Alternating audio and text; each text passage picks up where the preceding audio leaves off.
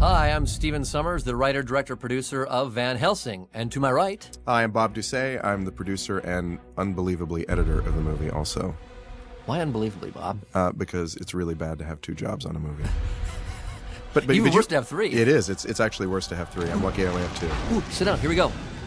Originally, when we came up with this, we thought we were going to use the old 1932 black and white logo. And the very first time we put it up on the screen, I thought, nope, I think it'll take people out of the movie. And so that's how we came up with this idea to use the new logo and go into the black and white. Interestingly enough, about the 1932 logo, this is the second movie that we thought we would try to do that on. Try to do it on the Mummies, too, but... I think we're going to stop trying to put the 1932 Universal logo in front of movies. It never takes works people out. No, it takes people out for some reason.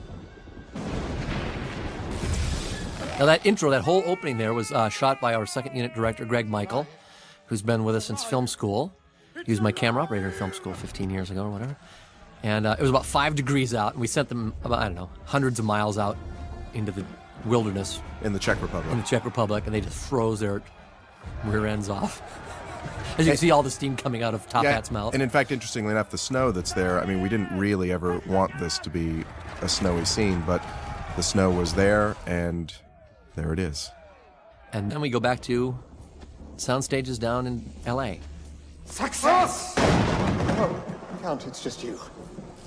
I was beginning to lose This is faith. really fun, I thought. Just to be in Frankenstein's laboratory. Pity your moment of triumph. And also Alan Davio, our cinematographer, with a fantastic opportunity to shoot. I think it's the first 7 minutes or so of the movie in black and white, and just a wonderful opportunity for Alan, because you don't really get a lot of chances to shoot black and white in movies now, especially movies of this size. I love this moment right here. Somebody came up with that, and I thought, oh, that's cool. The black and white idea, I mean, that was in the very first draft, second paragraph. It said, this entire opening sequence will be shot in black and white. The studio loved the idea, and it always remains so. I love this bit right here, because I just love Dracula popping up in all kinds of different places, and we don't know how he's getting around. You said you believed in my work. And I do. But now that it is, as you yourself have said, a triumph of science. Every actor in this movie was just so much fun to work with. These guys are, I mean, Richard and Sam here, terrific. My purpose. I think one of the things that's kind of interesting about this sequence, too, something that I've never really seen before, is the chance to do 21st century visual effects in a black and white sequence. And we've got a few things coming up here that are a great deal of fun. Yeah, I remember saying to Ben Snow, Industrial Light Magic, I said, Ben, have you ever done Ben's any... one of the supervisors on the show. Yeah, have you ever done any special effects in black and white? And he goes, no. There's not much call for it anymore. Feel free, I don't actually need you anymore, Victor. As you look back at that window, I love looking at that rain dripping off the window. I could never allow him to be used for such evil. And there's Shuler Hensley. We met Shuler. They won the Tony last year for playing Judd Fry in Oklahoma on Broadway, and he just blew his socks off. We just happened to be casting in New York, and Bob dragged me to Oklahoma, and there was Shuler. Kind to me, Doctor. This is Kevin J. O'Connor. He's been in, this is our third movie. He was Pantucci in Deep Rising. He was Benny in the first Mummy, and now he's Igor. It's really fun to see Kevin in this role, in a big makeup role, and he really, it's funny, you can see him right through the makeup. It's hard to hide Kevin. Yeah, it's hard. I'm already dead. We actually shoved that sword through Richard. That's not a special effect. We had to pay him extra. And Richard can actually do that. That's the funny thing. In fact, it was the reason he was cast. Had nothing to do with his talent. I just love shadow work. Michael Curtiz is my all-time favorite director, and not only did he direct Casablanca, but what I consider one of the greatest, if not the greatest, romantic adventure movie, the Errol Flynn Captain Blood. And he was very much into German expressionism with all the shadow work and stuff like that. Ooh, that's gotta hurt. That's gotta hurt. We only did 2 takes of that. Stuntman he was good. This shot is there's a lot of different ideas here. This exterior was shot in the Czech Republic, and some of the blue screen was shot in Los Angeles. And then, of course, there's some matte paintings in the shot. You see right here this beautiful painting by Sid Dutton, who handled all of the environments in the movie. Whenever you see steam coming out of Frankenstein's leg, that was added later, because the guy who invented that little piece couldn't make it work.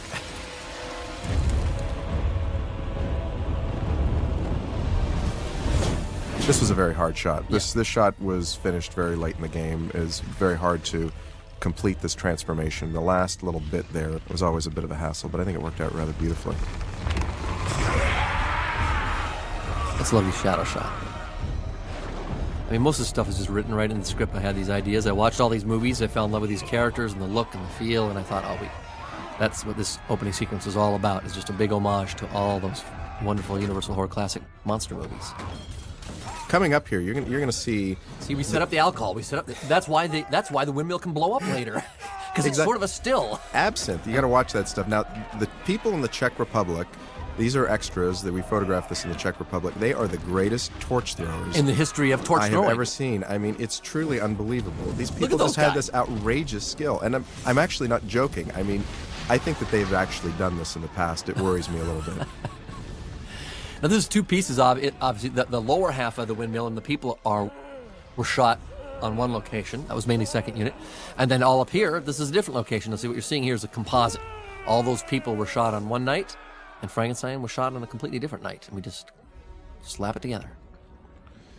There's a lot of manipulation of images here on this shot. The fire has been added, the lightning has been added. Throughout the film, there's all kinds of little enhancements that are done to the original photography and things that you really wouldn't even do, 5 years ago because it was a lot more difficult. And now these smaller visual effects are just common in movies of this size. Sid Dutton and his gang did these shots right here, and I just thought, they were so expressionist. It was just wonderful. The vampires flying over. Yeah, there's one coming up here. I think that's like particularly great. It's so expressive. And the music, Alan Silvestri once again did the score for us, and that last one's got like a little Surrender Dorothy kind of vibe to it. It's really great. I love it. The music. There's Sam. There's Sam, and there's Sam's double. Yeah, don't look too closely at that guy. That was pretty good, though, huh? I think it's really, you can't tell. Now, it's a miniature you're seeing, but of course, when we say miniatures, it's probably 15 feet high. 18, or was it 20 feet high? I know, something in that neighborhood. Yeah. And there's our gals. Our gals, oh yeah. We cast for 6 months trying to find, actually, it was really hard, trying to find 3 gorgeous girls who can really act.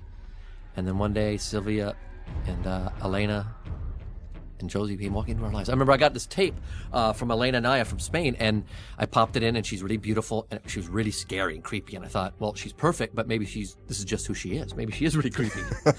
And so I met her, and she's actually very lovely, and she was perfect, and literally that same day I was in London, and Sylvia came walking in, and she was the girl, and a week later we met Josie, and we had our brides. Now, I got this idea of the half-built Eiffel Tower when I was visiting my parents in Arizona. I was one of these poster shops, and I saw this old poster with it half-built, and I thought, oh, that's perfect. And I realized it was the exact same time period I was shooting in. This sequence is one of the few sequences that was restructured in the movie. If you were to read the original screenplay, a sequence with Anna and Velkin that's going to come up in a few minutes used to be in this place. And we thought that it was better to introduce Van Helsing sooner, given that the movie is called Van Helsing. By the way, in that previous shot where we go from Notre Dame across the river and all the way down, nothing in that is real, except Hugh. Not even the cobblestones he's walking on are real. It's all digital. In fact, we put a bunch of real stuff in there to try to help Sid Dutton out. And when we got into post, his famous response was, guys, don't help me. Because we just made his life more difficult. Then he had to paint out all this stuff. Greg spent 3 hours putting up this like gargoyle for him in the foreground. And of course, Sid had to paint it out. So that's all fake. I remember Elena Naya, actually, she saw that shot and she was convinced we'd shot in Paris and not invited her. I said, no, it's not real. We're about to meet Mr. Hyde here. Mr. Hyde is obviously an all-CG creation, but he has a lot of assistance from all sorts of people. He's voiced by Robbie Coltrane, who we worked with on The Adventures of Huck Finn. And we also do something called motion capture. His sort of more basic body movements, the running, the jumping, all that sort of thing, were actually done by Schuler Hensley, who plays Frankenstein. So Schuler actually got to partially play 2 monsters in the movie. So Schuler was dressed in a motion capture suit. It has targets all over it, and he would do a lot of the things that you see here while the computer captured it to not that. Not that, for example. Although that would have been interesting to see. We should have Schuler made could. Schuler do that. Yeah, over and over again. Take 46, Schuler, jump You're a further. deranged psychopath.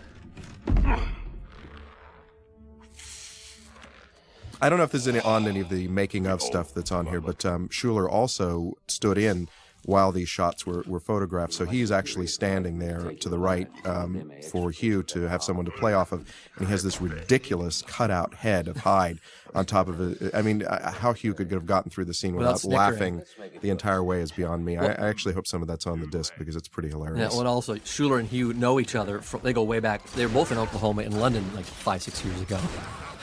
And so they can't stop laughing. I mean, I had Frankenstein and Van Helsing in full costume singing, and these guys can sing. I mean, and hamming it up, singing Happy Birthday to Me in Prague. It was really funny. Now, this is all what you're looking here. It's all fake. Now, this is real.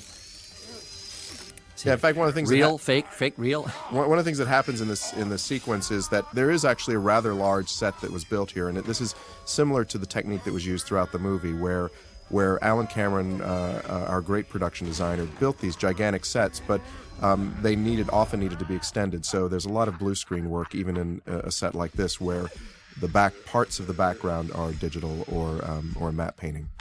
Like the hat is digital, that bell is digital, everything else is real. It's actually something that's real. It's actually something that ILM likes to call summer sizing. They say that you can't really build a set that's big enough you don't have sound stages that are big enough to make Steve happy. So you build the biggest set you possibly can, then you set up some blue screens, and then they extend it, which is pretty much how this whole movie was put together. Yeah, there's a chart.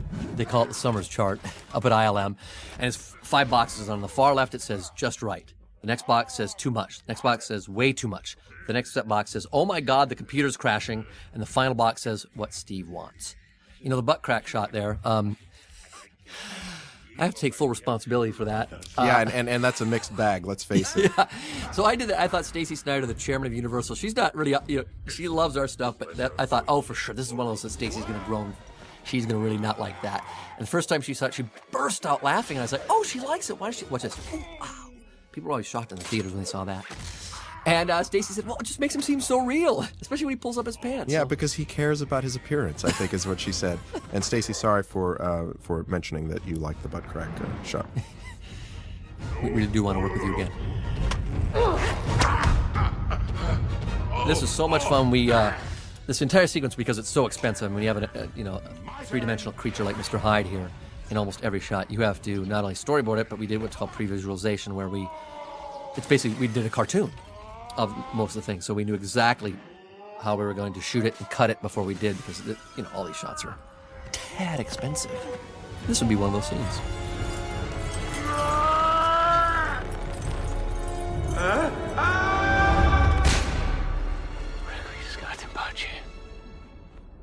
This would probably be a good time to mention Hugh Jackman. We've been saying this a lot over the last few weeks as we've finished the film, and I think that it's worth mentioning again. We never had anyone in mind outside of Hugh to play this role. He really embodied everything that we thought made up Van Helsing. He's strong and a great actor, and can be very physical, and he's charming and charismatic. He was everything that we hoped Van Helsing would be. By the way, when we cast him, I hadn't seen X-Men. X2 hadn't come out yet. This is like over 2 years ago. So Bob saw him in London on the stage. About 5 years ago. So he was basically cast in this movie based on his performance in Oklahoma. So think about that for a stretch. In hindsight, everybody go, oh, he's so obvious he was in the X-Men movies. But at the time, Bless me, Father Friar. Sin, yes and no. You're very good at that. And you remember this guy? He was, if you know The Mummy Returns, he was the evil curator in The Mummy Returns, Alan Armstrong. He's a guy, many people, reporters are always asking about blue screen. They're always asking myself and actors, how hard is it to act against nothing, act against blue screen? And so one day I went up to Alan Armstrong and I said, Alan, I'm always giving him BS answers. Well, how hard is it to act against nothing? And he said, Stephen, my dear son, often in my career I've had to act against nothing. So there you have it. Blue screens and actors. So he said, blue screen? No, it doesn't bother me a bit. When we found you crawling up the steps of this church... This is fun. I remember, two and a half years ago, these were just ideas in my head. I never knew it would work, if they would work or not, but now that we screened it, audiences seem to really like it. This whole idea, I've always been I love the Knights Templar guys, and I thought, oh, wouldn't this be cool if there's this ancient secret society based under the Vatican made up of all these religions. The scene in the confessional, by the way, was the very first scene that was photographed in the movie. Yep, day one. Empires come and go. And this is a gigantic set that Alan Cameron built in Prague. We'd shot most of the location work in the Czech Republic and then some set work here. And one of the things you can see that... Look on the far top right in the background. See that red guy way in the background? That's Hugh and the Cardinal, that last shot. There's a big mirror on the back wall. Yeah, and you'll see it there. Actually, you can see it right below Hugh's chin there. That's a reflection of the Cardinal in the background. And that giant mirror is used to extend an already large set. And that's a very old technique and something that, you know, we really love to do, even though the movie is filled with lots of, you know, really advanced visual effects. There's lots of old movie ideas in here. And those are things that were done in the past, decades ago, to make sets look bigger. And that's a technique that Alan employed here really to great effect. By the way, we've screened the movie now about a half a dozen times, and it's always, screenings have been great. Audiences are screaming and laughing and cheering. But the one thing I still don't know, and I wonder if I'll ever know this, is do people understand that this secret society is made up of all the religions of the world? I mean, I was wondering because it's in the Vatican. I think some people think, maybe it's just a Catholic organization. But if you notice, there's well, there was a monk and there was a mullah. There's a monk and a mullah and a rabbi, and I don't know. I know it's probably really obvious, but. You know. Now, one of the things by moving that sequence with Anna and Velkin, which you were about to see, is that it turns out now that in the movie, the way that we first meet Anna is through these photographs. And interestingly enough, those are not the original photographs that we shot at the time of the original production photography. We decided that we wanted to use a different photograph of her, and those were changed in post-production. Nice little boring detail for you all. Valerius the Elder left this here 400 years ago. We don't know its purpose, but he would not have left it lightly. No, this is fun. The Latin inscription. That's an interesting thing.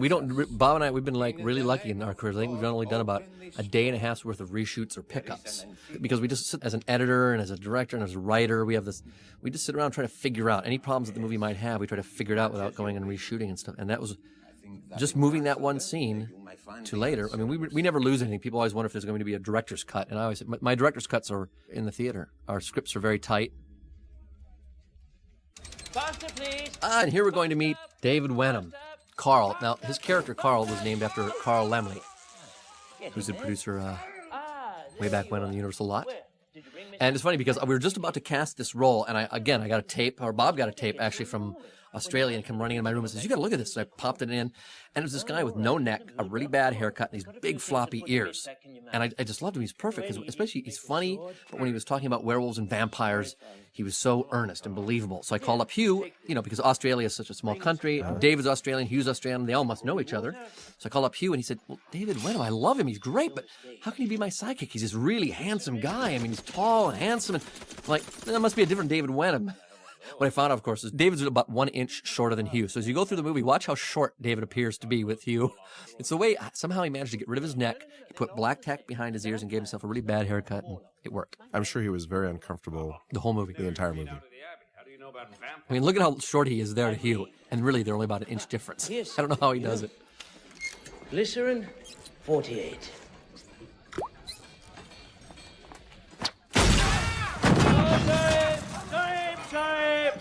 This is always fun. That's a cheap gag, but I couldn't help. Sometimes I just can't help myself. Yeah, well, I mean, you put the movie in front of an audience and you see that they react to those things, which is great. Catapulting arrows in rapid succession at tremendous. So we had to come up with all this. I sat around trying to figure out. And there's only so many ways you can kill a vampire or a werewolf, but I figured, okay, in our movie we got to use the same ways, but we got to be, a little more high tech, a little cooler. But then I do have to explain it. That's why it says gas propelled. So everything has to be actually 19th century functional. Look at this. This is just one shot. When you have two great actors who are always on their game and never pause and never screw up, you can do a shot like this. It just, they're just playing around talking, and there's no bump. There's not a pause. You can just let the camera run. I didn't know what it's I love for. that. What it does is to create a light source equal to the intensity of the sun. Well, this will come in handy how? Oh, I don't know. You could blind your enemies, char broil. So anyway, this is the first week of photography. We're shooting this the first few days. This is in Prague. Everybody's just getting used to each other. I think it's actually worth mentioning too that, let's see, it's April 30th right now, and the movie opens in a week. So we're sitting here doing this DVD commentary, having actually just finished the movie about a week ago. It was completed a very short time ago, so this is all very fresh in our heads. Yeah. And we have no idea. Is it going to go well? Is it going to not going to go well? People are going to want to see it. What's going to happen to this thing? We have no perspective whatsoever. This is a forest outside of Prague. Will Kemp. Now, Will came to us. He literally did walk off the street in London, and he auditioned for us, and he was like amazing. He just did a great audition, and then right as he was about to leave, I said, "Hey, can you pretend you're transforming into a werewolf?" And of course, he was like a contortionist. I said, "What's your deal? What have you been doing?" He said, "Well, actually, I'm in the ballet," and he's a fantastic dancer. And he said, "And I've done a few commercials." And so, of course, a couple months later, he's on television. He's the Gap guy, and he's being mauled in the streets by teenage girls. Anyway, here we go. Come on. Dracula unleashed you. We're about to meet our first of 3 werewolves. The werewolves were a real big challenge from a visual effects standpoint. They were hard creatures to design, hard creatures to execute, hard to figure out how they should move. And in the end, I think that the effect is actually quite terrific. And we found that one of the things that was really important about this sequence, because at one point we actually considered deleting the sequence from the movie, not because we didn't like it, but for pace reasons. And I think that people are going to be going, pace reasons? Yeah, no, I understand. Well, because the movie was too fast? Yeah, no, exactly. But one of the things that we found was really important in the sequence, well, among other things, was that it established the werewolf as a vicious character, and you want to make sure that you carry that with the rest of the movie. Right, and it also established how heroic Velkin is and Princess Anna is. We just love the sequence, but the problem is when we originally had it sooner, when it was the second scene in the movie, it just wasn't, we weren't getting to the story quick enough. And then I had this idea one day. I said, listen, we got to keep this scene because it is so great for Velkin and Anna and the werewolf. But if we take it and put it down the line, that also makes the slideshow much more important, because these slides, we're seeing them, we don't know them yet. And then when we get to this scene, right now, the audience knows who these 2 characters are. They're the last of the Valerius, and they have to kill Dracula before they both die, blah, blah, blah. Anna! Hurry! Kate Beckinsale was the very last person that we cast in the movie, and casting the character of Anna was a real struggle, because the character has to be beautiful. She has to be capable of appearing as a gypsy princess. She has to be a terrific actress. She has to be able to kick ass. I mean, it's a very, very demanding role, and Kate was always someone that we considered, in fact, actually considered very highly, but we never even thought about casting her, because she was in a movie called Underworld.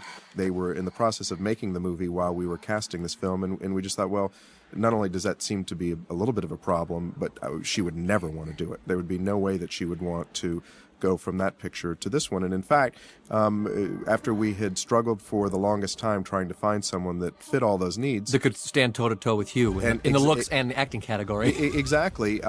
We got a call from Kate's agent, and she said, so why haven't you considered Kate for this role? And I explained the reasons that I think Kate would like this movie. I think it's a terrific script. And, well, the next thing you know... Because they're so different. Suddenly we found out that they're completely different movies. And it's like, oh, okay, different characters, different movies. And it's an absolute miracle, because she does a wonderful job. I could never imagine anyone else in this role.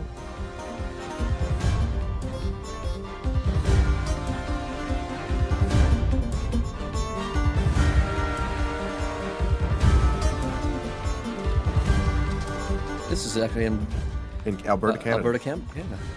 So you get photography from all over the place. All over the world. There's one shot earlier that was from New Zealand, the ship shot. So, I don't know, about 9 countries are represented here, and actors from 11 countries. So there you go. That last shot, that matte painting, was done by Weta Digital in New Zealand. New Zealand. And this was shot right outside of Prague. And of course, if you notice, the mountains, in every shot in this entire sequence, whenever you see the mountains, those are all digital mountains. This was shot just kind of on a plane outside of Prague. That's actually a good example of summer sizing, because this is an absolutely gigantic set. I can't help myself. And it's really beautiful in its own right, although... It has 2 cemeteries. Yeah, 2 cemeteries, a bar, a church. Back alleys. But adding that was something that we always anticipated and we always planned to do, because we really wanted this village to be set in a very, sort of difficult valley, because Transylvania is a difficult place to live, and we wanted it to look that way.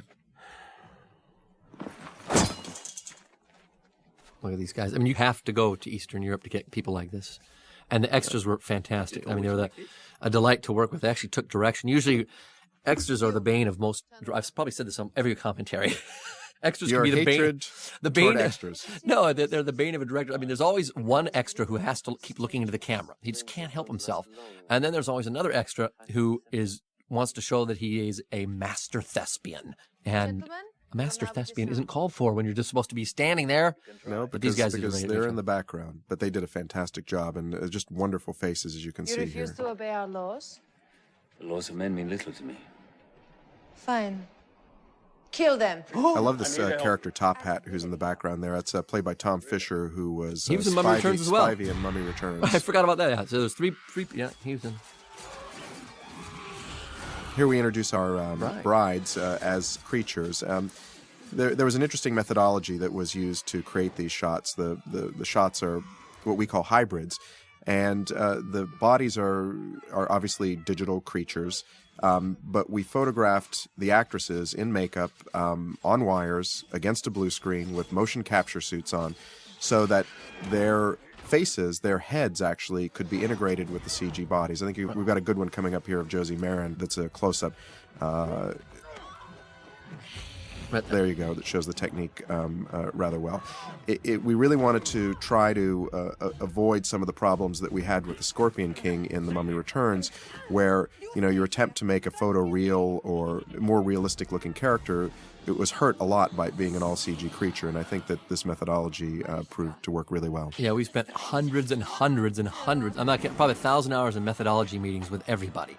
I mean, between stunts and camera crew rigs and ILM people, because I said, guys, in this movie, people have to fly. See that? Can't be... Everybody's so used to putting actors on wires and setting them in front of a blue screen. It's so boring. It's been so done. And so I said, the real challenge here is we've got to get people flying, doing loop-de-loops. So these cable cam operators showed up in Prague, and we had every crane in the Czech Republic over the top of this village. I mean, it was like giant puppeteers. There's wires going everywhere, and we're flying cameras.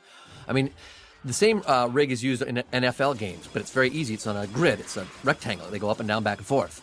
In a movie like this, scenes like this, we had to go, do loop-de-loops and go left to right and back and forth and spin around, and it was much more complicated. We had, at one point, the camera got away from us and they know it hit 50 miles an hour. They thought it maybe hit 60 miles an hour, and everybody's running because they thought the cable was going to snap and the camera was going to fly into the crowd, and it didn't. And then another time we sent the camera got so fast that it went through the front door of the church. It's the sun. But just the camera rigs and the stunt rigs in this sequence, and in future village sequences at night when the pygmy bats come in, it was just unbelievable how many cranes and wires were above this village.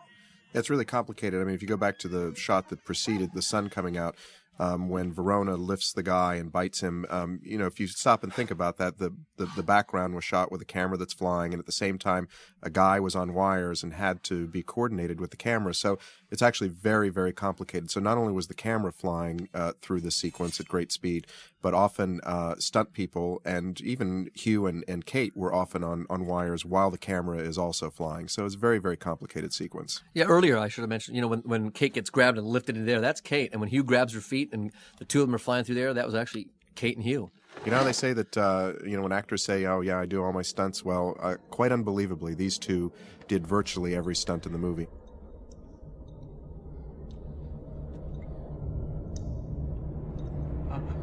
Van Helsing?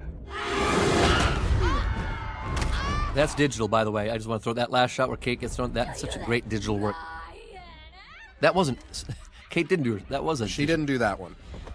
This is obviously Kate here. Kate is on wires, being lifted into the air, and then into a digital shot, and that's all digital right there.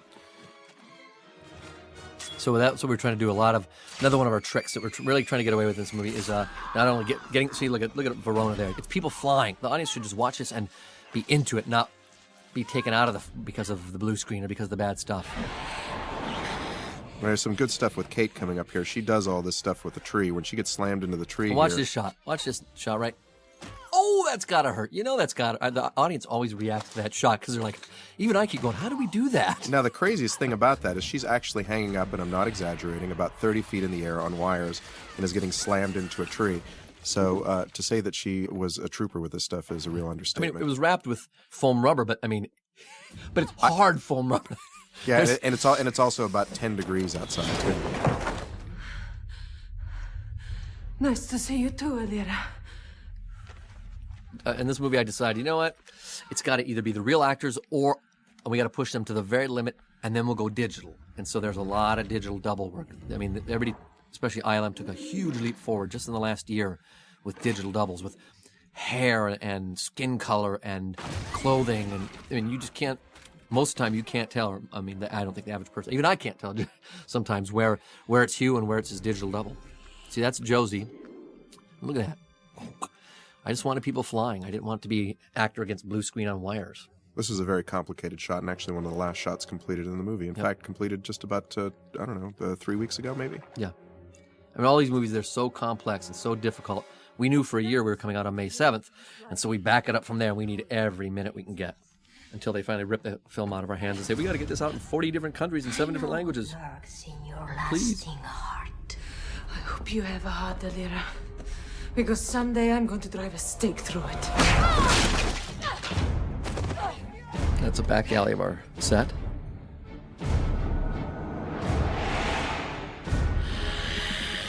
Alan Cameron, my production designer, he's been, I guess I started with him on Jungle Book 10 years ago. He did the Mummy movies, he did this. He's just fantastic. We sit around and discuss things and watch movies, and my cinematographer, Alan Davi, was all game. We'd sit around and watch all the Universal horror classics and decide what we liked and how we put a spin on it. So bad. So sad. The charge!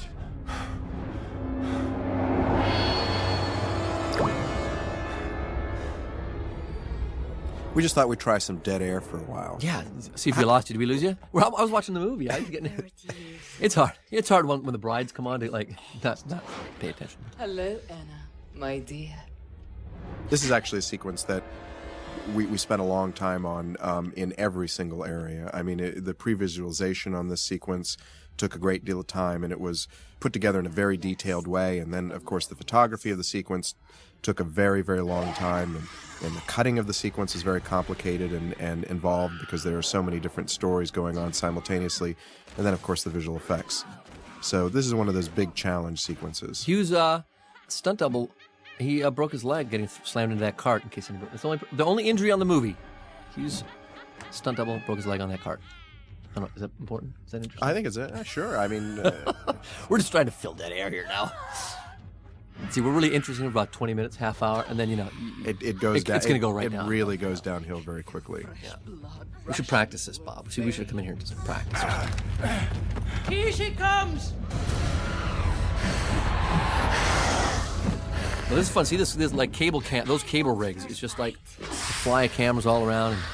I love that shot. It's fun.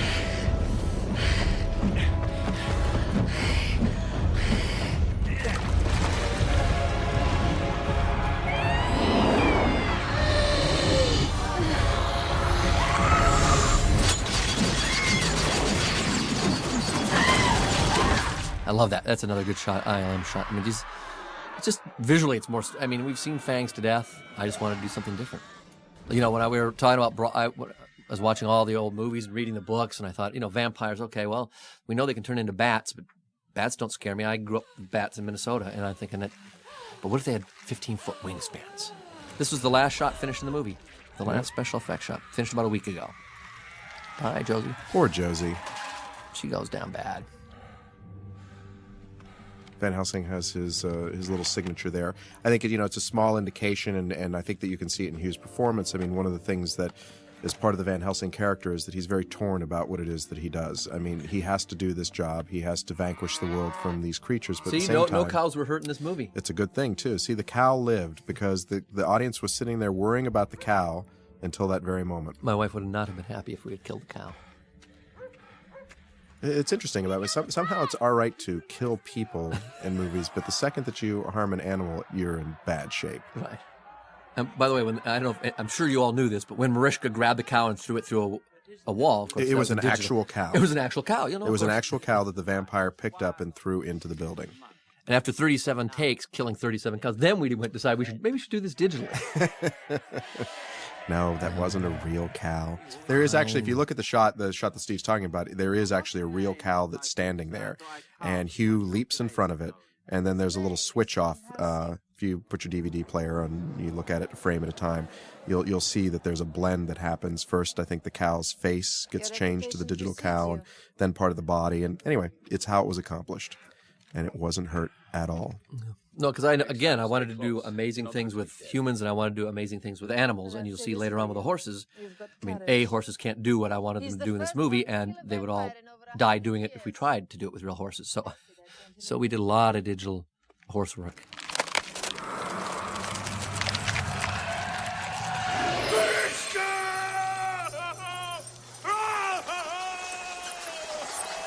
This is where Richard is introduced for the first time in the movie in color.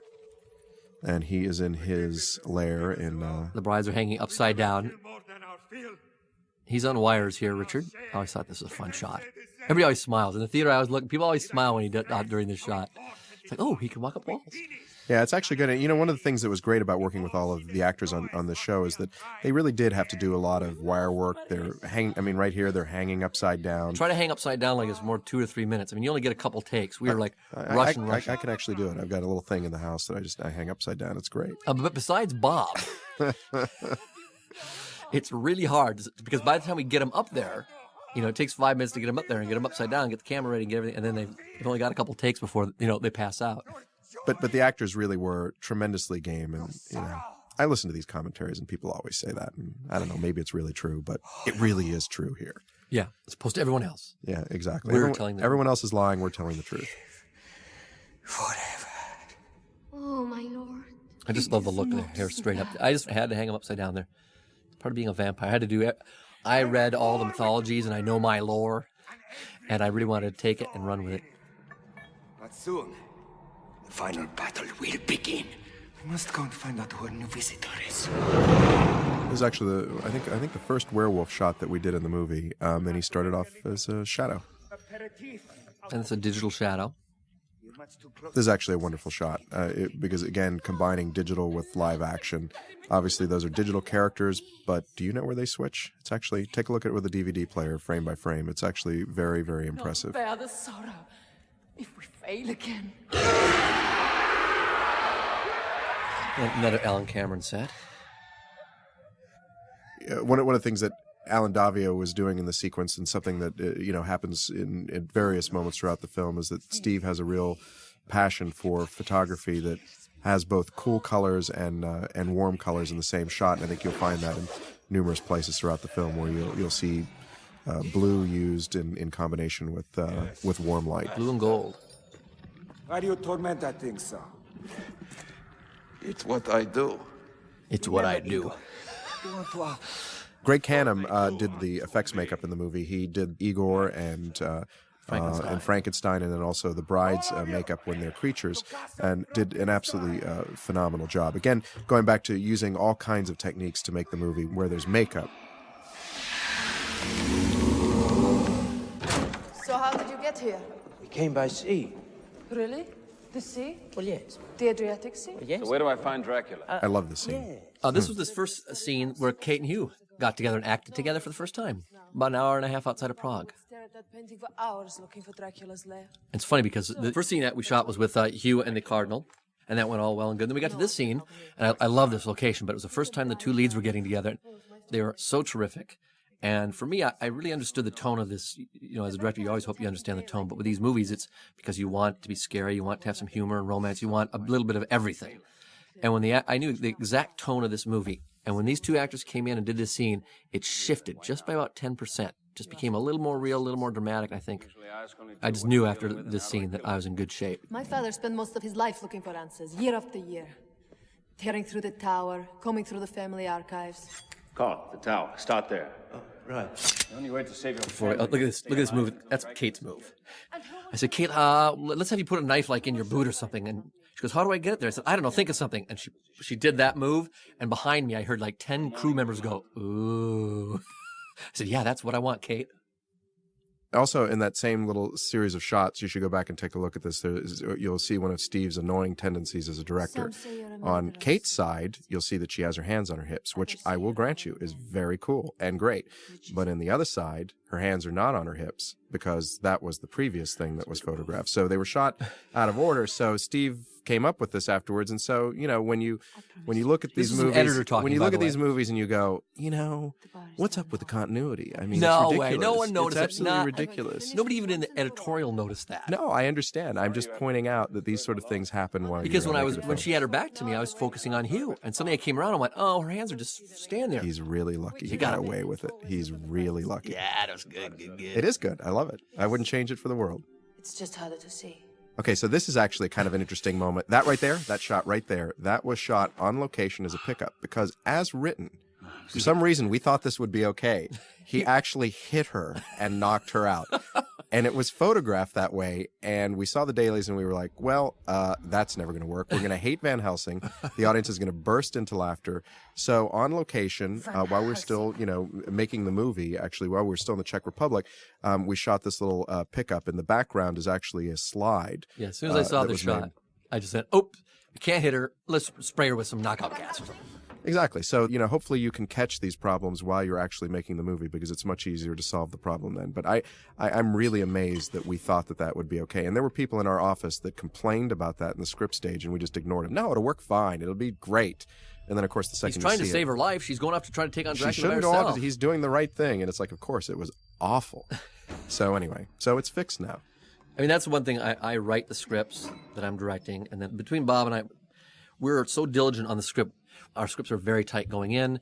We've thought of every hole, every possible hole and problem. You can't think of everything, but you really try to because so many movies are forced to do days and weeks of reshoots and pickups because of problems. And we try to, all the way along, just get it while we're there because doing reshoots costs so much more. And, when you get in post, you have everything.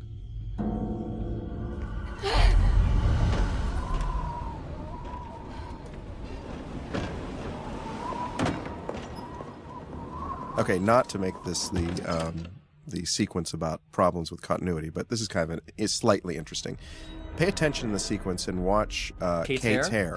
Kate's hair changes a lot in the sequence, and this was the very first stuff that was photographed with Kate. And well, I'm just going to be honest about it. Kate didn't like her hair in the movie, and it got changed a couple of times. She didn't trust us up front. If she didn't know us. It got changed while we were shooting the sequence, so you can see the many, many, many hairstyles of Anna. Oh wait, I gotta tell us in this sequence. Yeah, see that where she picked up the gun. Kate picks up the gun, and she cocks it, and she was being really delicate about it. She kept picking up that gun and gently cocking it, cocking it. By about the fourth take, I said, "Kate, you know what? When you pick that up, I need a bigger cock." And she looked at me and said, "Stephen, don't we all?" Can you put that on the DVD? I don't know if that's possible. Oh, here you go. See, look at the straight hair. Look how straight. It changes throughout the scene. And again, you know what? It works. I guarantee you, unless we pointed that out, it's not something that you would ever notice. But the fact of the matter is that her hairstyle changes many times. These were Kate's first scenes, and she wasn't trusting us on the hair. And then she got into the spirit. But it was like,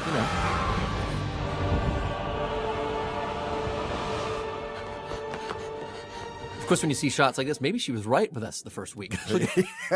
Yeah, look at that. There may have been a hair malfunction in that shot. We were having some hair problems that day. And then we got over it. We're fine.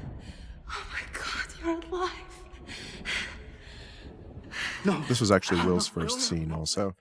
And again, you get this incredible benefit from his background on the stage as a dancer because these contortions that he goes through and, his ability to apparently climb a wall really does come from the actor.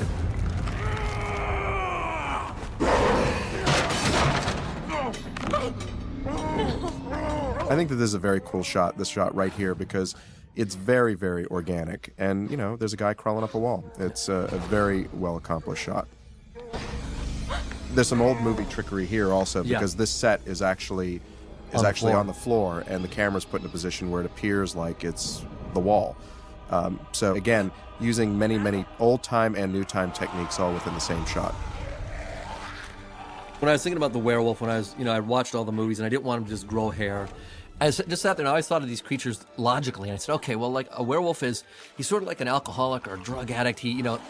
He could be your neighbor, your best friend, your brother. He's very noble during the day, but at night, when his demons come out, when the full moon comes out, he's uncomfortable in his own skin, so he'd want to rip it off. He just can't stand it anymore. And that's when I started thinking, oh, he could rip it off. And I kind of was mentioning these things up to some of the guys at ILM, and they came down and they created this idea. They did some drawings that really represented that, and they just took it and ran with it.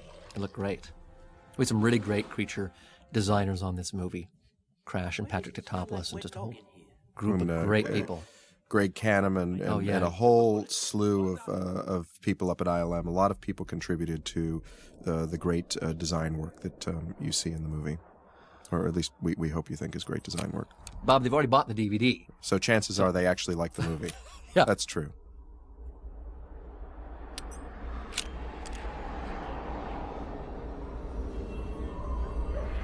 I like these shots. Yeah, these are, this is like a very iconic shot. When Steve spoke with Gabriella Pascucci, who is our costume designer, this great Italian lady who did just a phenomenal job, he said that what I need out of the Van Helsing costume is it to be so iconic that if you see him completely in silhouette, that you'll know who it is. Yeah, silhouette against the moon. Because I said I have 3, Dracula, Frankenstein, and the Wolfman. They're so iconographic. Van Helsing's got to have that. And it's so funny because so many people said, oh, the hat, where did you get that from? Was it from Indiana Jones or Clint Eastwood and The Good and the Bad, the Ugly, or Vampire Hunter D? They had all these ideas. I'm like, no, I just told my costume designer, come up with something really iconographic that if he was silhouetted against the moon, you would know it was him. But for you, it's a perfect fit. This is a fun scene. I love what a coincidence. The snow. And, people don't know this, but every movie made, you have to lip sync dialogue. You just do. There's all kinds of mechanical problems, and it has nothing to do with, generally speaking, or usually speaking, hopefully speaking, it doesn't have to do with the performances. It's just that in a scene like this, what you have is snow machines and wind machines blowing the snow around. So you can't hear a thing. And so all you're getting on the set is actually guide track. And then the actors come in afterwards, and they have to lip sync all their own dialogue. And whenever you see 2 people talking in front of a waterfall or in the middle of a Manhattan street, they have to lip sync that because it's just so loud and the background's so obnoxious.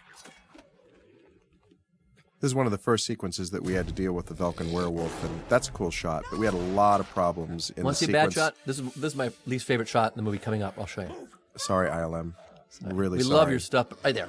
Oh. What was that? What was with that werewolf shot? Anyway. But the rest of them were great. Maybe you all have your favorite shot to hate, but that's ours. I can't. If people knew... These 2 together, it was just He's great. not your brother anymore, Anna! You knew? Yes. Before or after I stopped you from shooting him? Before. And still you tried to kill him! He's a werewolf. He's gonna kill people. He can't help it! It's not his fault! I know, but he'll do it anyway! Do you understand forgiveness? Yes. I ask for it often. I just wanted, in this movie, I wanted as much, just watching the old horror classics, I wanted as much atmosphere as possible. There's always rain and steam and mist, and I wanted to throw in snow as well, just to keep, things interesting. And Transylvania is a really amazing place because you get all kinds of weather. You get it all at one time. Because if you actually stop and think about it, the scene in the armory where she ran into Velkin, it's pouring down rain, and then we come to this scene and it starts to snow. I guess it got colder. I mean, and in fact, we actually knew that was going to be an issue. So, I mean, it's all wet down and everything when we start. But the fact of the matter is the weather in Transylvania is always changing. Well, that's why the thousands of hours of methodology meetings, we go through, the whole gang of us, every department, line by line through a movie like this.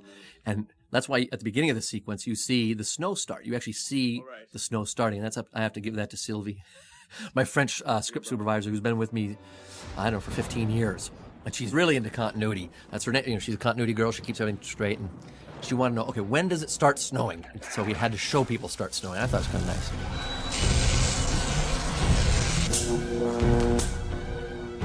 It's always good to have a Jacob's ladder. These are just, great iconic images, things that, go back to the original movies. And when you think of Frankenstein's lab, all those weird machines are the first thing that come to mind. Igor! Yes, master. How long before we are ready? See these little dwergy here? When I was figuring out the script, I realized, at some point, somebody's got to take apart this whole lab and move it from Castle Frankenstein to Castle Dracula. And it couldn't just be Igor, and of course, Dracula's not going to do it, so he had to have some helpers. And I came up with these dwergy. It was actually, I just called them trolls or something. Bob's assistant looked it up and found there's a German Gothic trolls were called Dwergi. Dwerger plural, Dwergi singular, I think. Or was it vice versa? I can't remember. Anyway, I thought they were We'll have to ask Matt. They were pretty cool. Nightmares. This is the last scene we shot in Prague. We blew snow throughout the fake And snow. you would not believe how cold it was. You would not.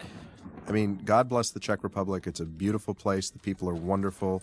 It is just so cold there. See, Bob's from Miami. I'm from Minnesota. So I thought rather balmy, actually. Yeah, maybe it does relate to Minnesota a little bit. It just seems colder. The man who lived here was killed a year ago. Grave robber, among other things. A year ago. It's just after that your father went missing.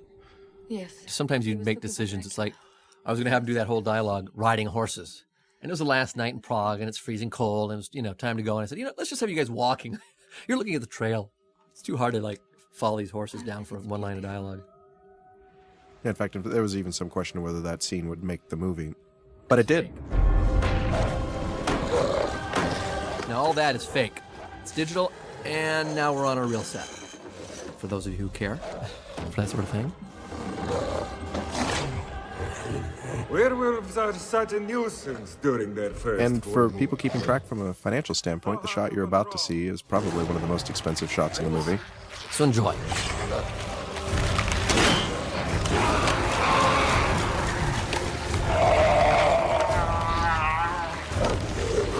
That's a great moment right there. Again, one of the things that you really hope for is that you can make it seem like it's real, and I think that, I don't know, when you see that moment there with that furry face there, I'm not sure you could imagine how that was done. Right. And when his ribs pop out and his leg bone pops out, Island did a terrific job. There's only the one werewolf shot we really hate. I think so far, I think we've only complained about one shot. Yeah. And, I don't, and there are 1,200 in the movie. I'm not sure how many have passed by this point. But. My grave. Don't wish for death so quickly. I intend for you to be quite useful. I would rather die than help you. Oh, don't be boring. Everyone who says that dies. Besides, tonight, after the final stroke of midnight, you will have no choice but to obey me. The thing about Richard is when we were casting Dracula, I went to, we went to several actors up front, and it was funny because they'd read the script and they really loved the character and how it was written, and they loved the script and the story. But we got several responses, and they called me up, and they didn't make this public, but they said, look, I love your script, I'd love to play it, but I don't know how to play Dracula. I'd be terrified. I mean, like my wife said, it's been done 100 different ways. Some good, some not so good. And then we were casting actresses, and we met 3 Australian actors in a period of about 3 or 4 days. And the first one said, after she read the script, she said, have you ever thought of Richard Roxburgh for Dracula? I said, I don't even know who he is. And she said, oh, he's great. 2 days later, another Australian actress came in and said the same thing. I'm thinking, what's going on here? By the time the third one came in and said Richard, I thought, oh, who is this guy? So I started looking up his stuff, and eventually we sent him the script, and then I flew to Prague because I thought, I got to get this guy. He is so fantastic, and he's just fearless. And he did a terrific job. Industrious but extremely vicious. And that's how we got Richard. If you get the chance to kill one, do it, because they'll do worse to you.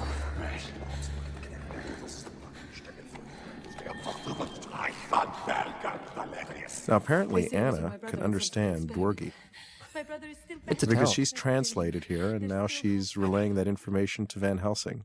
I love the fact that she can speak Dwergi. I wish I spoke Dwergi. By the way, see this room? Remember this room? See how big this room is? It transforms into a completely... We always are taking sets and revamping them. Richard's actually upside down here. He's just on wires here. He was always game for that sort of thing. And in fact, if you look very closely, the wire is still in the shot. Yeah, it's at the bottom of his feet. Now, look at Velkin. See, why is he so oiled up? If you look at that shot, the makeup girls were really into oiling Velkin up. I'm watching this shot on the monitor. I'm going, why is he so slimy? He's covered in oil. What's that all about? And the makeup people are all giggling. You ever see these things before? No. What do you think they are? This right here, this line right here. What? A man with 3 gorgeous women for 400 years. That's the line. That's when I knew I could write this movie. I sat around for a long time. The studio had no idea what I was doing. I told them I wanted to go off and make a small movie. And then I watched all the original horror classics just as a kind of a lark. And I fell back in love with all the characters and the look and the feel. And it's all so visual and atmospheric, and it's just wonderful. But I thought, okay, I thought, what if I put all 3 of them, Dracula, Frankenstein, and Wolfman, into the same movie? I thought, oh, that sounds like a great idea, but if it's just our hero kills off the 3 monsters, people are going to hate me. Critics will kill me. and these movie lovers will kill me. So I didn't really think it was possible. And then one day I was looking at this poster in my office of Dracula and 3 brides, and it just popped in my head. What would a man do with 3 gorgeous women for 400 years? And I answered that question. And I thought, well, maybe I'm going down a dead end here because, vampires are the undead. No pun intended. Yeah. Their children would be born dead. As soon as I said that, their children would be born dead. The brides would be ragging on Dracula. We got to do something about this. And he'd be looking around. And what would he do? He'd go find the most brilliant scientist surgeon, mad scientist surgeon he could find, Victor Frankenstein, hire him, bring him over to Transylvania, set him up in a lab, and Victor Frankenstein would try to find the key to life. And that's when I knew, a plot was born, and I knew I could come up with a great story with these 3 characters. And then that's when I started thinking about Van Helsing. I just loved his character in the original Bela Lugosi movie. I thought he was really worldly and confident and loved him.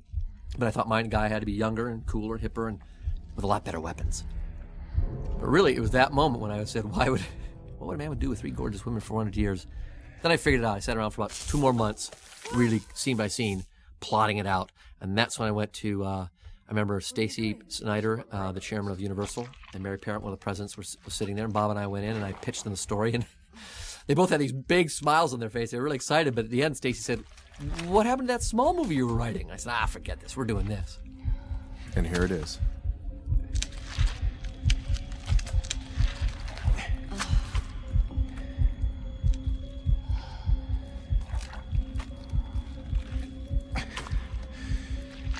And here's a great moment. We actually had I just love the audience's reaction to this. This is what you get when it's a vampires guaranteed mate. leap. Oh, yeah. That's like one of the cheapest shots in the movie. You just quick set up a camera over Hugh's shoulder and said, Hugh, reach for that thing. And It is, and in one of the few places that that puppets were used, both that hand and also the creature that pops out there is a puppet done by Greg Canham and his group. Yep, they did a great job. This shot coming up here is all digital until the end. The environment is digital. The cocoons, the bat, everything that you see there is. And is right honestly... here we come into our set. So I grabbed this piece with Dracula and the Brides, and ILM hooked up the first part.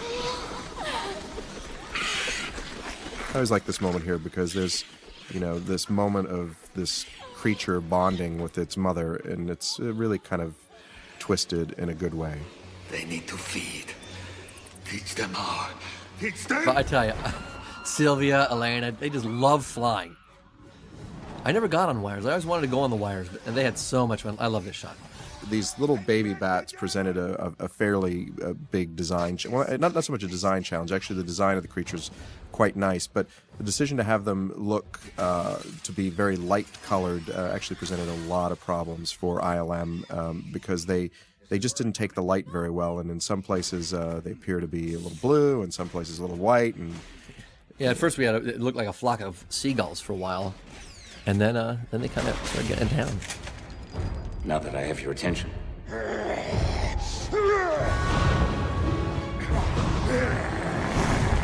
This is the same room with that dining room that Hugh and Kate were walking through earlier. We just revamped it into this. That's something that a good production designer will bring, because the last thing that you want to be doing is spending a lot of money on a set that, the dining room set that they came through, it's a small scene, and if you can somehow do both scenes with the same set, all the better. Interesting. Mm-hmm.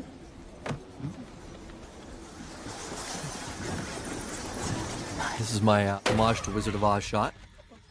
I should probably point out, there's homages to about 15 movies in this movie. Again, this is down in Playa Vista in LA. I wanted to do this as a oneer. I just thought, Richard, take it away. Have fun. I can tell the character of a man by the sound of his heartbeat. Usually, when I approach... This is such a strong performance. I think that... This is where, if you didn't know how much you were going to like Dracula, this is right when you went, oh, okay. Strange that yours is so steady. That's why I went back to the original, not only the movies, but the books. And I just thought, the same with Frankenstein. I think people are like, oh, Frankenstein's a big monster. He screams and yells and kills people, but he's so much more. And so was Dracula. This is so much fun. I don't know. This is one. I guess maybe this is might have been my favorite set. Just being in Frankenstein's laboratory. Something about it. And it has such a different vibe and color than it does in black and white, too. So you get to, even though we're in this location twice, once at the beginning of the movie and again here, it's really wonderful to see it both those ways. Now we're back in Prague. This is a shot. Greg Michael grabbed this shot. Greg in the second unit did a lot of this stuff right in here. Oh my God. This is actually a very, very complicated shot. This goes by, you see all those people being lifted up there? Wires? They're on wires, and the camera is flying on a wire also. So again, there's a lot of coordination between stunts and the camera department here.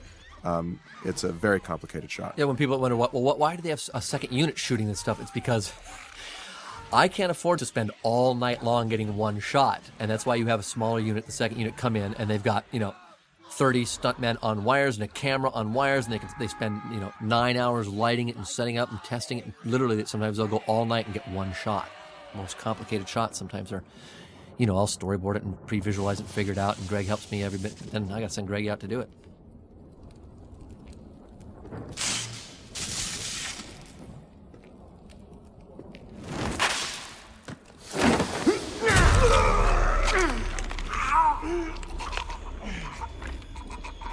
I know all my mythology. I know all the lore, like I said earlier, but I always thought, we know you can kill vampires, stake in the heart. Stake in the heart kills vampires, but I'm thinking Dracula. He's like the godfather of all. King vampire. The king vampire, father vampire. You can't just stick a stake in his heart and kill him. So I like to play with the rules a little bit. Go one more. Like we all know you can't see Dracula's reflection in a mirror, but nobody's ever asked why. So I asked why. I guess I have too much time on my hands.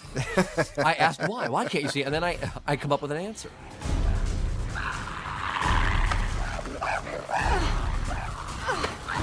This is fun. Oh, see this first rookie? Watch this. This is one of our stuntmen, and he missed. Ooh, he really hurt himself there, if you're wondering.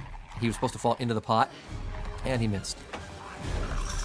This is another one of those sequences, that I'll talk about, that boring talk about how the actors do their own stunts. But in fact, every shot in that sequence, except for one, Kate actually did when she leaps onto that rope. That's actually Kate. And again, it's great to have cast members that are game for doing that because, it just allows you that much more latitude when you're putting the movie together because it's the real person. You don't have to cut around a stunt person. Right, and also myself with the metabolism I have to go, and to suddenly stop and de-rig an actor to rig up a stunt person with all the padding and all the wire works and the harnesses and the harnesses. Let's keep going.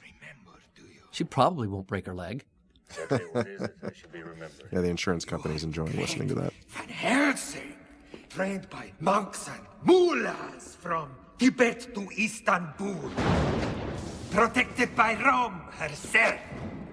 But it was funny because both the actors, both these guys this day, they both showed up, and I could tell they were really excited, the two of them, to be playing opposite each other, with each other, and they were almost nervous. I mean, they were really excited. There was a little bit of nervous tension. And, you just have to have this scene, too, this moment where these two get to suss each other out. It's the good guy and the bad guy meet, and you really need this moment in a movie like this.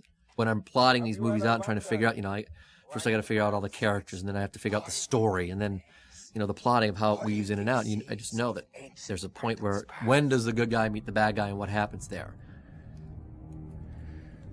How do you know me? That was a really fun scene. I mean, the whole crew was just watching two great actors talking sometimes is just as exciting as all the explosions. People probably don't believe me personally on that one, but I mean, that's the problem. And why should they? See, the problem with me is that as a writer, I love special effects and things blowing up, and I love to be as creative and imaginative and just interesting as possible. But as a director, I'd really rather just sit with two actors in a room. So I'm kind of schizophrenic. Every day on the set, I curse the writer, hate the writer. It drives me crazy. Look at all this stuff. Every shot, every scene's got to have some complication in it. So, when I'm writing it, people say, do you visualize it as a director? Never. Honestly, even at this stage, I just sit and I write, and I'm having so much fun and letting my imagination go wild. And then when I finish it, I suddenly go, oh my God, now I'm going to have to direct all this stuff. And that's why every day on the set, I curse the writer. allow me to reintroduce myself. I am Count Vladislaus Dragula, born 1422. I just wanted the actors to be free to walk around, and so we actually did the scene with a Steadicam. I use a Steadicam rarely. Well, especially you use it during chases a lot. It's a really great tool, but people tend to overuse it. But I thought in that scene, it's a dance. Van Helsing would never let Dracula get too close to him, and yet Dracula wants to connect with him, remind him of their past history, and so it was really fun. It was myself and 2 actors just walking around, figuring out the beats and the moments, and it was fun.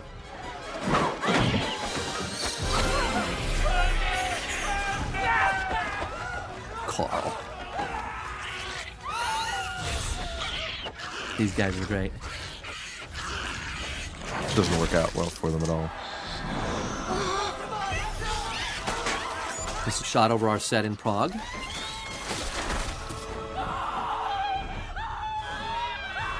Yeah, it's actually kind of funny in a scene that's going to come up here. For some reason, the friar is the only person that gets laid in the movie. So we're still trying to figure that one out. There's something wrong with me. This, of course, is on a soundstage in Los Angeles. We just added all the sky and the mountains and stuff like that. It's actually a gigantic set. Yeah. But again, a gigantic set with a 360-degree blue screen, which allows all those backgrounds to be put in, because obviously the mountains are not there on the soundstage. I mean, we had so many sets on this movie. I mean, some of the biggest sets ever were built for this movie. And in fact, some of the sets were so big, that's why they call it summer sizing, we actually couldn't build them indoors. We rented a huge, somebody said it's the world's biggest parking lot out in Downey. And even though they were supposed to be interior sets, we had to shoot them at night exterior because we had to build them in these parking lots because they wouldn't fit into any soundstage on this planet.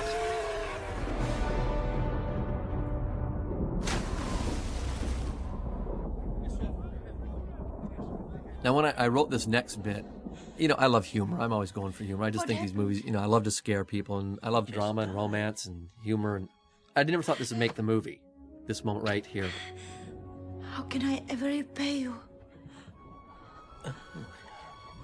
I just thought, I'm pushing it a little bit. Maybe it's a little silly, but okay, I've seen it screened in front of 6 screenings now, and the audience, they eat it up. So what can I say?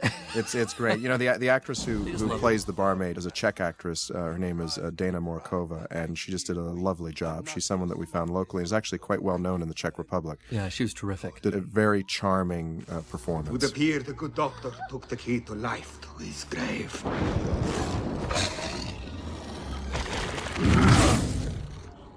Hunt them down.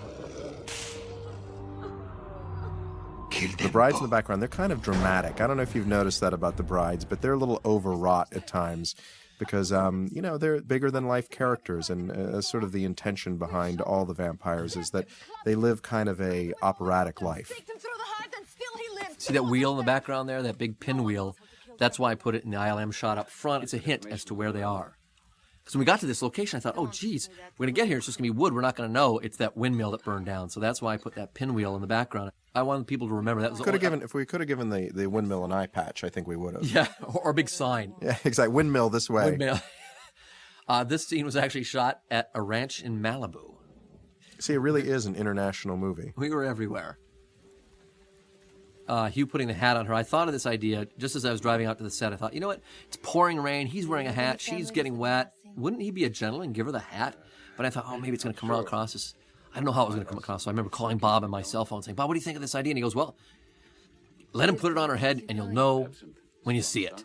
And by the way, that hat, it's a one-of-a-kind. We could never duplicate that hat. We don't have time to tell the whole story. But so in that scene when it's raining, after every take, everybody come running out, grabbing the hat, and they'd use air blowers to try to dry it off. They're so afraid of ruining that hat.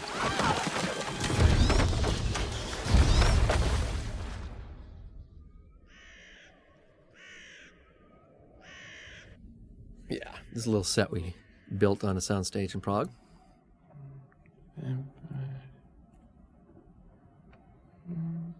Vampires!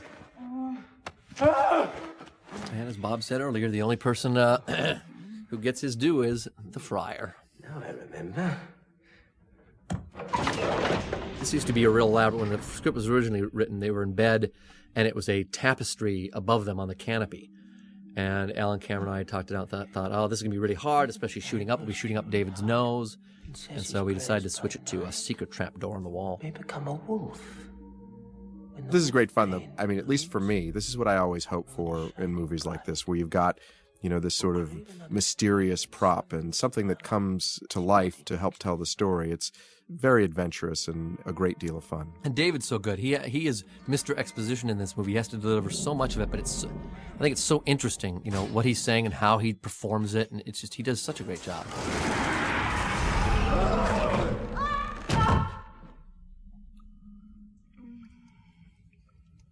Meanwhile, back in Prague, back in Barrandov Studios, another Alan Cameron set. Okay, so I have a question here. So what you're going to see here is that, we meet Kate here, and she gets out, but her hair's great. And her hair is great. She gets out, and then Hugh shows up. So where's he been? And he just let her, she's just supposedly staying in that, he didn't go wake her up or something. It's like, what's up with that? And also, and look at the big pile of food that Frankenstein's been eating. Yeah, what are those bones? And the head of that shot, no one ever noticed. We built this big tent with all that stuff in the background, and no one notices that.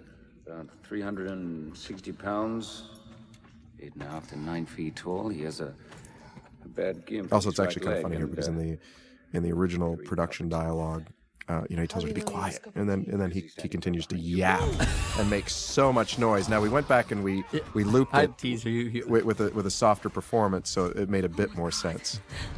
The Frankenstein monster! Monster! Who's the monster here? You do spend thousands of hours in methodology meetings trying to figure every single detail out. And sometimes, in hindsight, you look and go, you didn't really need to figure that out. This is one of my favorite shots. I just thought that was in the script, and it turned out so well. But one of the things, talking about methodology meetings, remember, see what Frankenstein's wearing, his costume? We discussed, where would he get clothes? He fell down, he didn't have anything on, he burned up, and we decided, the sails of the windmill. And so that's what he's wearing, the sails of the windmill. That was our logic, and we really, of course, no one will have any idea.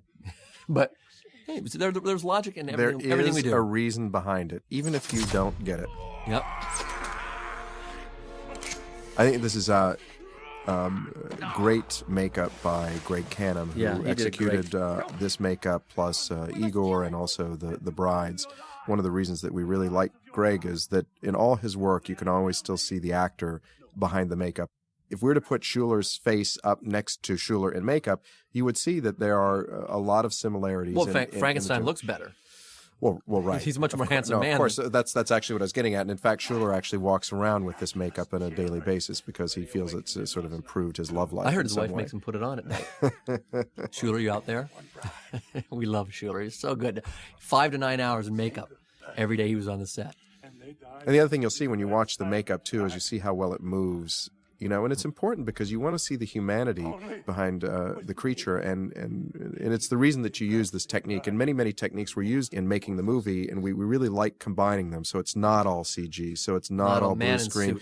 It's not all man. You have all kinds of different techniques, and sometimes even within a single shot, you'll have a real person and a digital person, and all different kinds of techniques. And it's very complicated to work that way, but hopefully the results going into this movie, I decided, I don't want it. Generally speaking, I don't like prosthetics. Every time I know it's a man in a suit or a man in a mask, I'm just like, it's a man in a mask. I'm taken out of the movie. And I think that's why Greg Canham and his gang did such a good job on Frankenstein. You're just watching a man, a performance. And, and then same with the werewolf, especially the final werewolf. It's just, I said, guys, it can't be a man in a suit. And it can't be CG. It's got to be real. And you can just, my wife said, I want to rub my fingers through his hair. It looked so real. We just took a huge leap forward between Mummy Returns and this movie. We're always learning.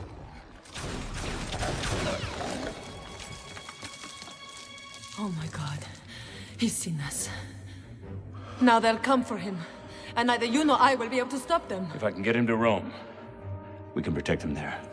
And then the painting came alive, and the two creatures attacked each other. What does it mean? I don't know. Now listen, Carl, whatever you do, don't stare at him. I'm staring at him. Yeah. Oh, yeah. The laughs, this movie gets a lot of great laughs, a lot of great screams. It's very interactive. I always like how Anna shuts the door mid-sentence. She's like, enough from you. Yeah, she deals with these monsters on a daily basis. She doesn't have to put up with this. This is a great moment here to hear Alan Silvestri's main Van Helsing theme, which was a very surprising and wonderful addition to the movie.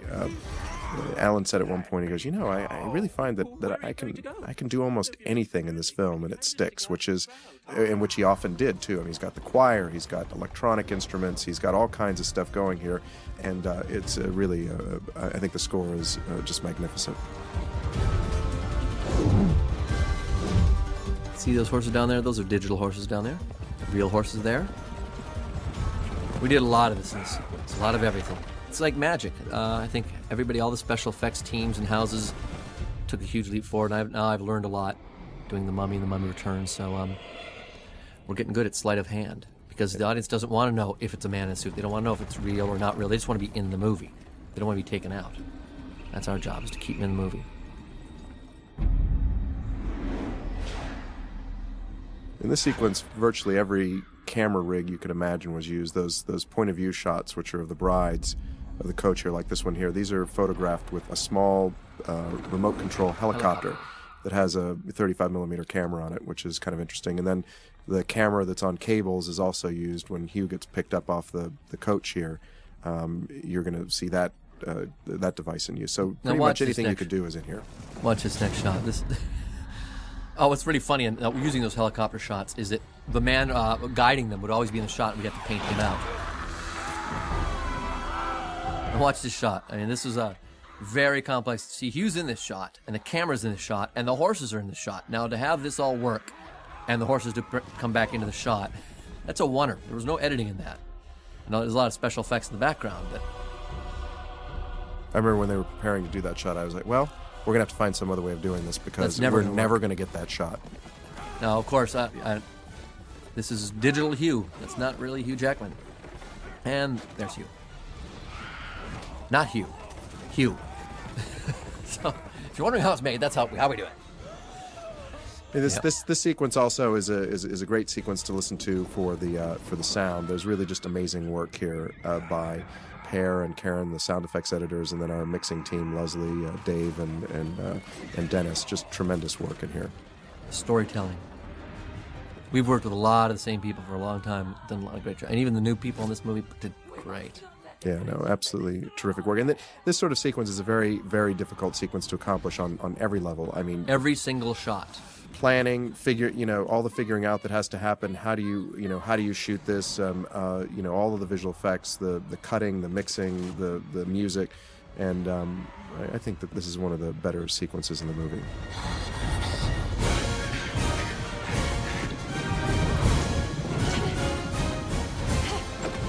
And there's a great storytelling lie here, obviously, which is a great deal of fun because when you see that carriage go over, I mean, well, we know that Frankenstein and Carl are in there, and then of course it turns out that they're not. They're in another coach, and poor Verona here is duped into her death. And good riddance to yet. Now these are real horses, but there was a guy driving them, and we painted him out.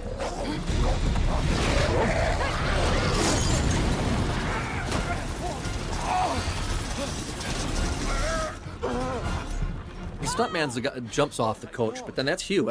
It's funny, Hugh has a good story about that. Is during the sequence, the stunt guys were putting him between the horses under the wheel there, and Hugh did that. He was underneath the coach with his legs spread, with the wheel right between them, and they raced him down the road. And when it came to a stop, all the stuntmen came up and they hugged him. They cheered. They go, "Man, we've never seen an actor do something like this." See, that's Hugh. That's Hugh Jackman there. And after they did this shot, they're like, "Oh, Hugh, that was fantastic. We've never seen an actor do anything like this." And he was like, "What? What? And why have you never seen anyone do this before?" Well, because it's wildly dangerous.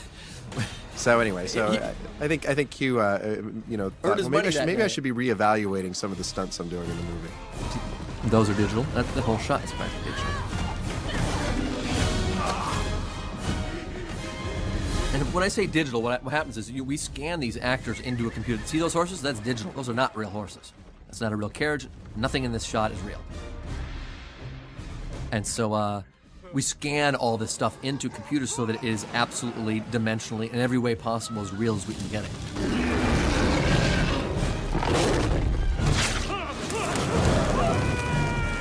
Things like the fire added into these shots because you couldn't safely put fire in that close to the actors, so that's all added in. We tried, in but that was post-production. where they balked a little bit. Well, yeah, I mean, we actually caught Schuler on fire a few times, and he said, I really can't do it again, so we settled on the visual effects. You know, the funny thing about those Dwergi earlier on, the Dwergi, because they're supposed to be in all these rain sequences, so Gabriella made their costumes with there's this thick coating of something on them so they'd be waterproof.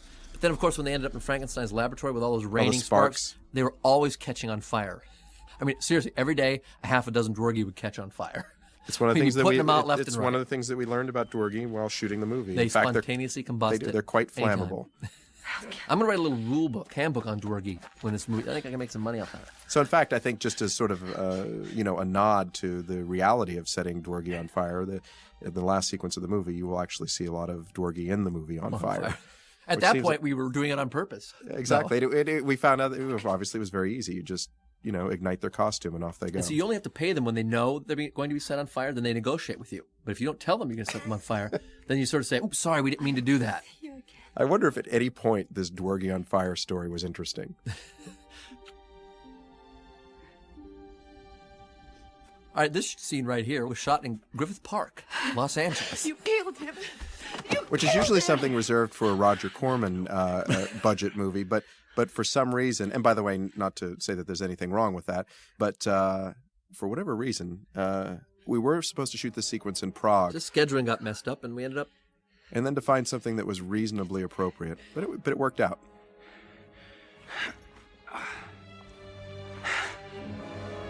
Elena's just crouched down below this tree, and then she popped up. And it was just timing there.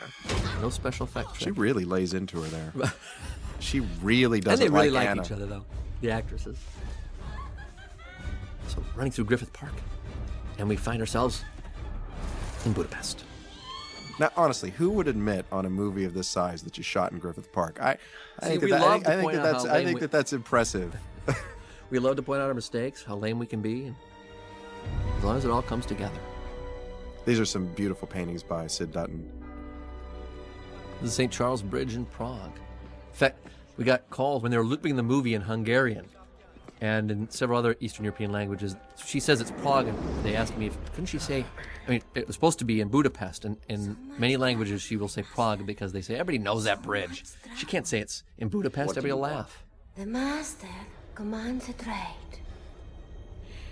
The monster? This day was freezing cold, absolutely freezing, and Elena is in bare feet, and she's kind of hanging out all over the place there, and she was frozen. She kept saying, the fingers on my feet are so cold. But she was such a trooper. I said, Elena, is this... Because literally, I think it was, 20 below here. And look what she's wearing. It was so outrageously cold. You cannot imagine it. And there she is out there doing this. I mean...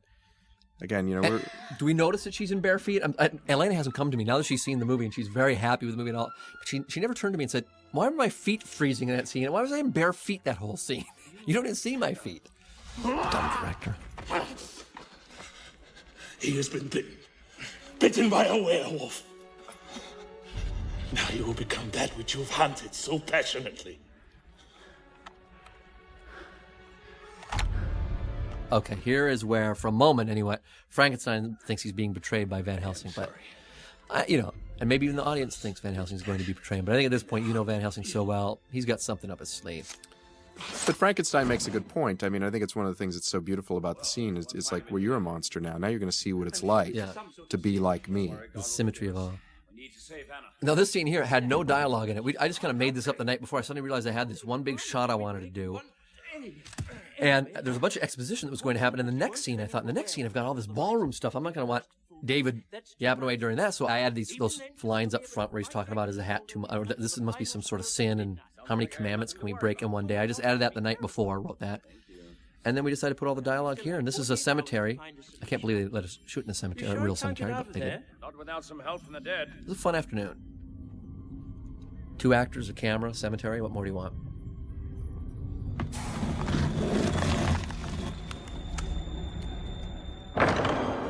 So this sequence here this is probably one of the most complicated sequences in the entire movie because there had to be so much coordination between every single department in the movie, between the hundreds of costumes that Gabriella had to make. We photographed this in a church in the Czech Republic in Prague, and there were a lot of restrictions on what we could do in here. We couldn't actually have that flamethrower there. That had to be added in post-production. There's obviously in the sequence the wires, all of the trapezes and all that. They're a very important part of the sequence, and yet we weren't able to rig the church because we weren't allowed to do any rigging of any kind in there. So it complicated things for everyone. But all those trapeze artists and high wire walkers, those were all added in post. We shot them all in L.A. and then added them in post.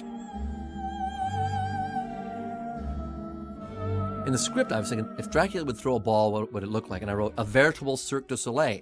And it was Bob who read it and said, well, instead of a veritable Cirque du Soleil, what if it was like Cirque du Soleil? So we got Deborah Brown, who choreographed. She's done a bunch of their shows, Yeah. O and Mystère, and all kinds of Cirque du Soleil work. And she was a fantastic asset to the production and to the sequence in particular. Yeah. You know, we had 400 of the greatest ballroom dancers in Europe, happened to be based in Prague, so we got them, which made my life so easy. And then it was up to Deborah just trying to get these two actors to dance. And they did a pretty good job. This is the second time that Steve's had a ballroom sequence in one of his films. The last time there was a sequence like this in one of his films was in Jungle Book. Doing this in India made it very, very difficult, so the dancing was very bad, to say the least. They were just extras off the street. It's very, very hard to manage, and it was a real problem. We really lucked out here because we were able to avoid that problem. We actually had real ballroom dancers here to work to Deborah's choreography. Carl, I need you to do something. I'm not going to like this, am I?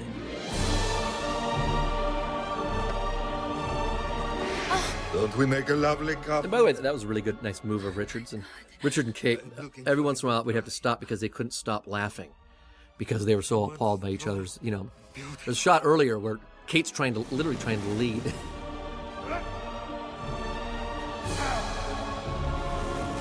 You've heard us mention how cold it was in Prague. The coldest I've ever been in my life was in this church. Later on, Richard walks up in a close-up, and you could see his breath. And we thought, well, vampires shouldn't have breath. We had to paint his breath out. But it was, 20 degrees outside and minus 10 inside, because it's a freezing, damp, concrete building. It was like you were in a freezer. And the problem was that we couldn't have heaters in the church because there are all these frescoes in the church, and they were very concerned about them being damaged, which we understood. But it made shooting very difficult, especially for the actors, because obviously if you were to jump behind the camera right now, you'd see everybody in parkas and polar gear, and yet, you know, there's Kate in that dress and all the other actors. And all the extras were such troopers. I mean, you know, every time I call cut, people behind the scenes would come running out with, 450 parkas and hats and gloves. And it's like, it was so cold. And yet you look at this and you go, well, how can that be? It looks really nice and warm. Oh, Gabriel. Okay, so here's one of these, questions you have to ask in movies like this. Now, of all the plans Van Helsing could have had to rescue what was he thinking? Anna, wasn't that kind of was that a good plan? I mean, if you stop and think about all the things that it could have gone There's wrong. my daughter. That's my daughter there. It would have been disastrous. Samantha June and her cousin Abby. Yeah, I know. What if they would have stepped 10 feet to the left or 4 feet to the right? Van Helsing would have swooped down and missed her. Exactly. Or what if really. Carl didn't catch him on fire in time? What if Van Helsing couldn't make the exchange from one trapeze to another? I mean, it would have been embarrassing. I think that there was a better plan. I don't think that he thought it through. But it was really cool. That's the thing. At the end of the day, it was really cool and cinematic. It was really fun shooting this. I mean, to have this many extras. And again, there's my daughter and my niece up in the top left. Were you even paying attention to Dracula? You were kind of drawn to them, weren't you? I was drawn completely to them. Poor little girls. It's like freezing cold in here. They were in makeup and hair and wardrobe just because they wanted to do it for like 10 hours. And there's Bob's wife right in the middle, dead center there. Yeah. That's Bob's wife. Yeah, see, it was old Family home Day. week. It was family day on the set of Van Helsing. She doesn't normally look like a vampire.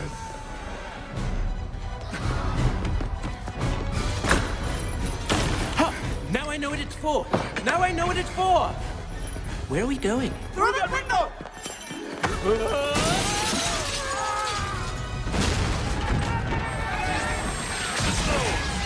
That's kind of a fun effect. This next shot here, this wide shot, this was added very, very late Like 2 in weeks the game. before the movie came out? Yeah, I mean, not really very long ago at all, because Steve felt that this moment, the way it was designed, is you didn't have this big shot, and it felt a little anticlimactic. This was a really fun. This is our. We shot this whole sequence, this water sequence, in like less than 2 days.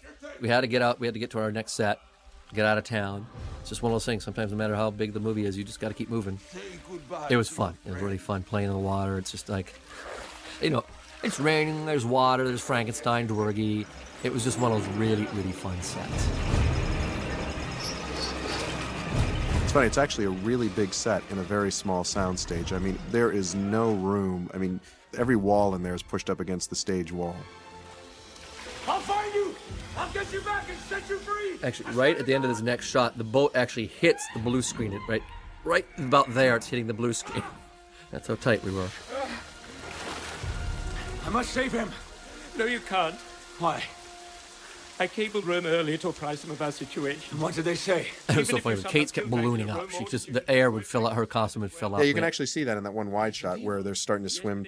Her costume's completely ballooned up. Like in the first take, I said, okay, as soon as Van Helsing starts swimming, you guys should start swimming too. And, no matter how good a swimmer Kate is, she couldn't move more than about 6 inches. I tell you how to kill me!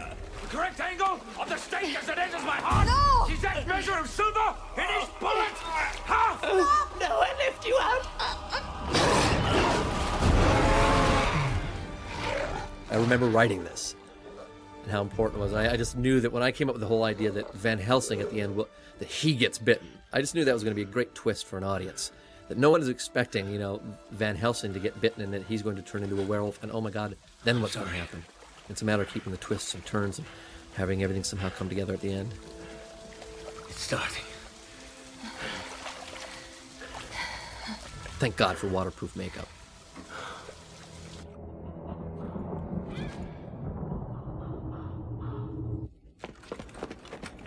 This was a late entry in the script. Suddenly we kind of realized, we have to make sure that everybody knows that they took the lab from here to Castle Dracula. So we added this scene. This was actually added during photography. Yeah.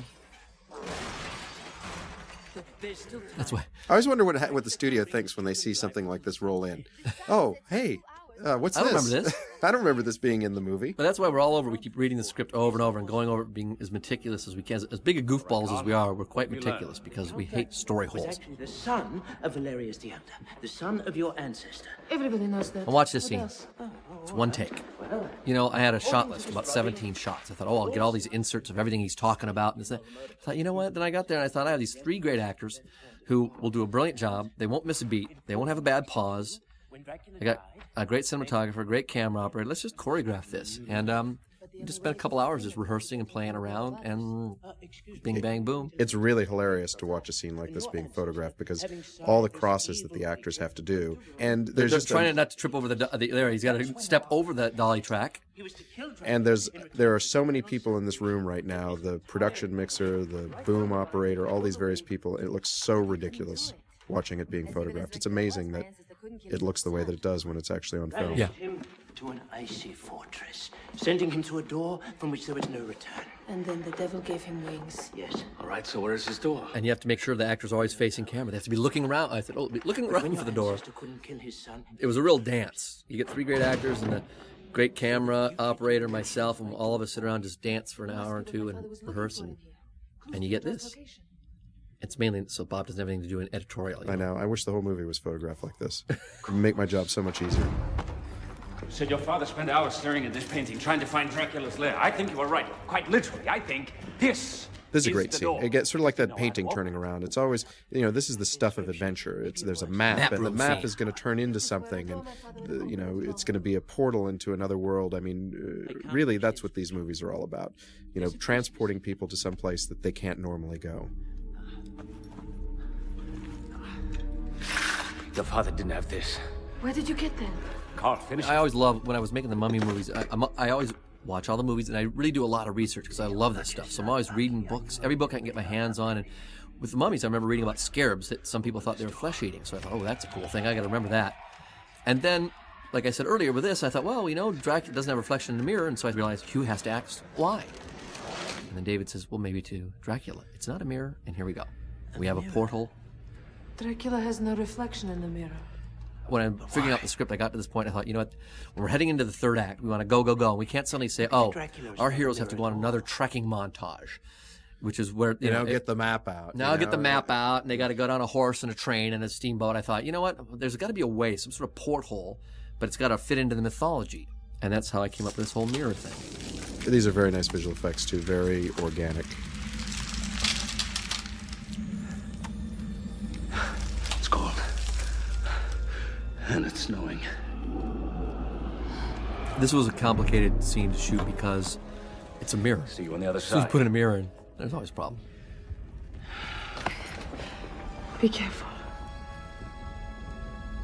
We shot part of this in Prague and part of this in the sound stages here in LA, and There's actually a location in Prague, a soundstage in Prague, and then I think a pickup here in Los Angeles.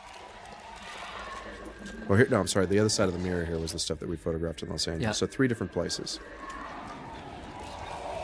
it's just the way some scheduling and the way the mechanical effects and special effects all have to work together.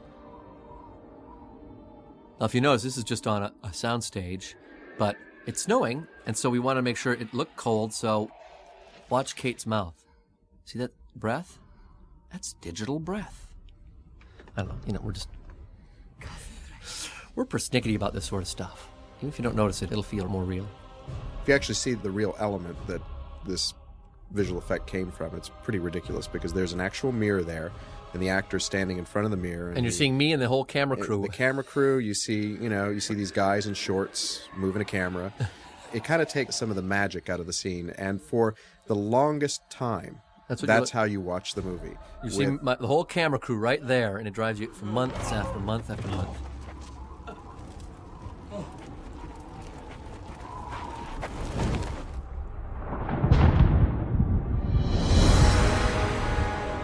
This is a great, I don't even really want to call it a matte painting, a great visual effect by Sid Dutton. You know, the only element in the shot that's real, I suppose not surprisingly, is the shot of the 3 actors as they walk forward. We're going to go in there and stop Dracula. So this is out in Downey. A lot of this stuff coming up. All the exteriors, the bridge coming up, all this stuff. The sets were too big to build on a soundstage. That moment there and this moment here were rather problematic for Steve. I think that he was always very concerned that even in the realm of this movie, that where he's the a fact werewolf, that he's a werewolf, that seemed to really push things. And I think that probably in the end, if you could change that, you probably would. I would think. Yeah, it kind of worked out.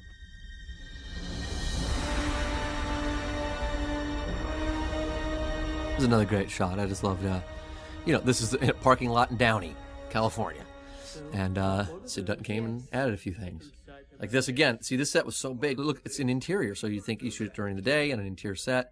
But it was so big. These are all nighttime shoots in a parking lot. Impossible!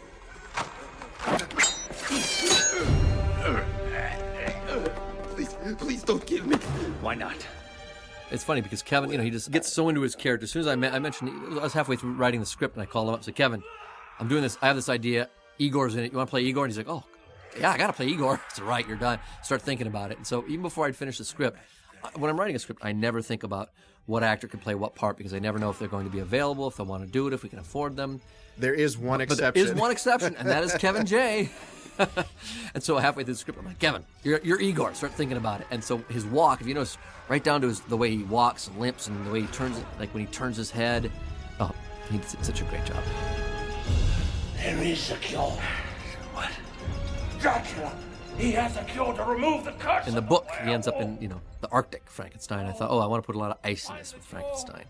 I hope people think he's encased in ice. That's the idea. But also Dracula's castle is a bit of an ice castle. I mean, it's not made out of ice, but it's in a frozen, cold place, so it just sort of You fit. heard them. Let's find him. Vampires don't feel Why cold. does Dracula have a cure? I don't care.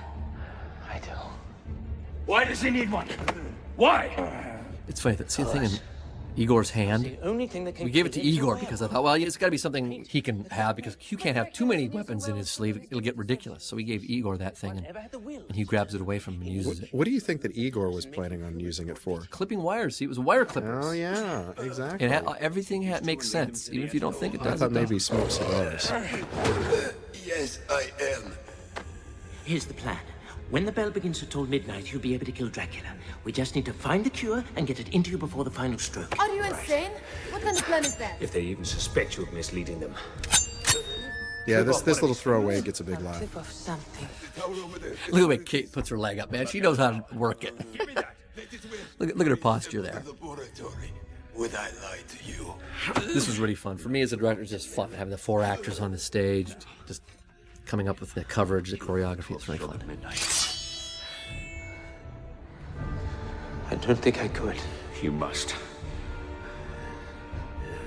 It was fun because once Kate got over her initial week of bad hair, then it was all great. And David's hair is funny because friars back then always had these bad bowl cuts with the bald thing on the top. And Gabriele Pascucci, the costume designer, insisted that David do this. And David was like, as game and as David is, as sweet as David is, he's like, I am not going to shave the middle of my head bald. He goes, and he was right in the end because it's really cute. It makes him really cute. And even as Gabrielle was kind of pushing that, I'm thinking, oh, those carrot cuts look. Hey, let's get back to the kiss here. Both Kate's fiance and Hugh's wife came up to me after this, and they're like, usually when there's a kissing scene, the director milks it and it takes all day, and they do 100 different takes, and we popped this off in like an hour and a half.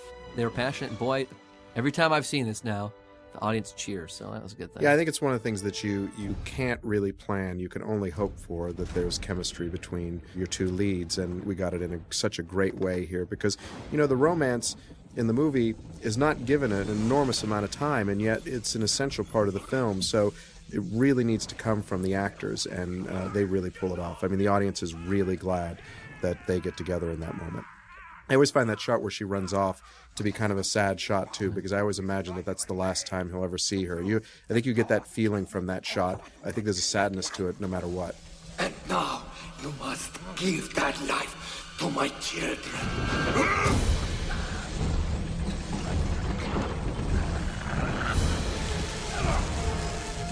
All these shots are really fun. Again, the laboratory stuff. And then we go, this is Sid Dutton, I think, and this is ILM. It was a very, very, very, this is me, actually, and then right now it becomes ILM. Very large model. It's funny, because always, whenever people say, even nowadays, people say, oh, we're using miniatures, and I always think, like, this miniature you'd think is 6 inches tall or 12, it's 15 feet tall. So it is a miniature. It's absolutely gigantic. It took up the better part of the soundstage, and it's another thing that we really like to do as much as we can. We've actually had some bad luck in the past where environments were all digital, and if you use parts of real sets or if you use models and then enhance them with digital paintings, you get a much better result. Just matte paintings alone usually don't cut it anymore. Audiences can feel, oh, it's just a painting. You have to enhance it with everything you can. Put people in, clouds, water, atmosphere, miniatures, models.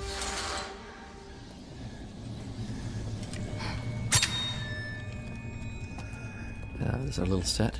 I always like this next prop coming up. I thought this was a really cool, I vaguely described it in the set, and I knew it had to be encased in a jar because of what happens later.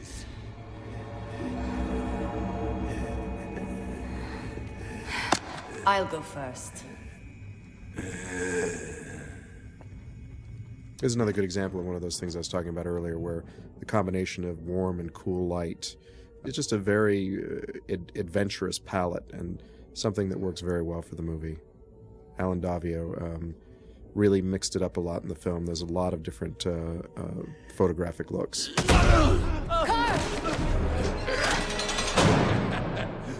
as long as you like. You tried Kevin just threw those lines out, improvised it on the moment. I thought it was cool. Igor's so proud of himself there. He tried to get Igor. Yeah, he'll get Igor his. Get you. There's so much electricity added to shots in this movie. I mean, as you see, it's all over the place. Electricity plays such a vital role. Lightning and electricity is a big theme. This is a pretty successful digital double here.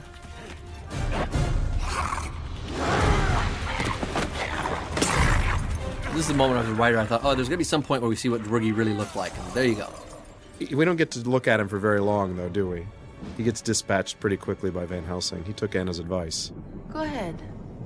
Grab it. You go ahead and grab it. There's one thing I've learned. It's never to be the first one to stick your hand in a viscous material. It's funny. One of the guys, Joe Grossberg, came up with the idea with the mouth. I just thought she was going to drop down and scare the kids. And one of the guys in our department came up with that, said, what if we put the mouth in? He kind of did a tamp. And I thought, oh, that's great. You know, now we know where the vampire babies get their mouths. Get their beautiful mouths from. Look, it's from this Mom. mother. It's from Mom. Viscous material, what did I tell you? Get it! Get it! This is one of those things that's funny. I don't know. I can't remember how they escaped from this room, but Bob, in one of the drafts, he said, oh, you know what? It's too easy. And that's how we came up with the acid. You know, it's like, okay, she knocks that over and acid burns Alira's face. And then we said, oh, instead they just break out of the room. What if she used the acid? You can't go until I say you can go. Keep running, Carl. That was a fun shot. Yeah, really good. You know, Seeing things Alira. just weren't working out for Alira here. Kate's stunt double, as much as Kate did, like, you know, she had to land on the floor. On that, there's no pads. When we throw over things, a lot of times she just has to land. And she took a beating, Karen did. Yeah, she did an amazing job. I mean, as much as Kate did, there's just sometimes you just would not let the... That's the problem, is Kate did so much stuff that eventually when you'd have to use Karen, her stunt double, it would be like, okay, Karen, we're really going to hurt you now. Exactly. We're really sorry. I should mention earlier, you know, when the three stunt people jumped out that plate glass window back at the ballroom sequence, they all three jumped out, and I came around to thank them for the, you know, I considered a small stunt. I came around, and it's one thing seeing two stunt men cut up and bleeding. It's another one with seeing a stunt woman cut up and bleeding. And people think, oh, it's candy glass. Well, what I learned that night is you can only jump through candy glass if it's 4 feet by 4 feet. A window that big actually has to be tempered glass. So those three stunt people are leaping through your windshield, a giant windshield. And it turns into these little shots. So when they jump through, they land, and they don't move. That's the deal. They can't move because there's so many tiny bits of glass. And Karen must have had, I don't know, 30, 40 little. It's like somebody took a razor blade and just, oh, God. I was like, I could not believe, I didn't know until that moment that I thought, oh, they're jumping through candy glass. And we think our jobs are hard. That was unpleasant, but that's what they do. They knew it going in, so. And the next day, literally, I'm walking down a Prague street, and I see Karen walking down the street coming with her boyfriend. I kind of like, oh, should I cross the street? Is he gonna kick my ass? But, you know, he's just a stunt guy, too. So he's okay.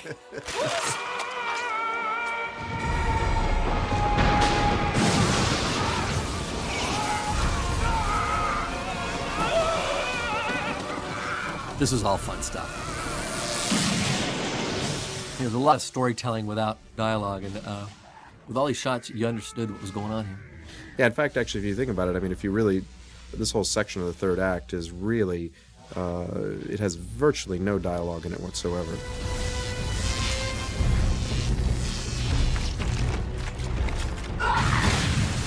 One more bolt. Look, there's your flaming Dwargy right there. More to come. And hopefully that one was lit on fire intentionally. Look at the blend they did here. They did such a good job of going from human to monster. And there's a better one coming up. So. You're almost out, my friend.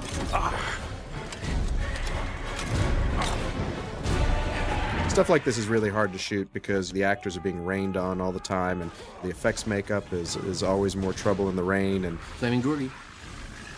That's a real guy.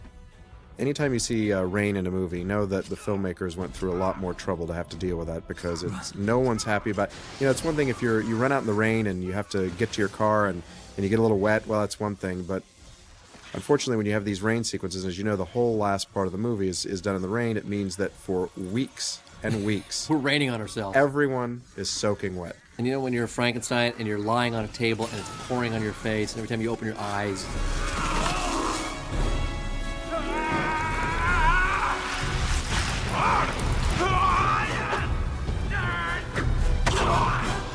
This particular shot was pre-visualized way before we even shot the movie.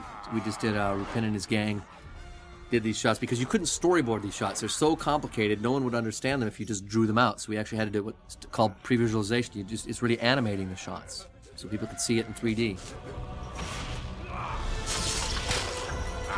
Again, this is some of it's all digital up in Marin County. Some of it was shot in a parking lot in Downey. Some of it's on sound stages. It's like playing three-dimensional chess for 16 hours a day, 6-7 days a week for 2 straight years. It's nice with all the swinging in the movie. You know, Frankenstein does it, Anna does it, Van Helsing does it. I think we'll probably find out that there's some circus family in their common past that put them on wires day after day. They're actually quite good, quite acrobatic.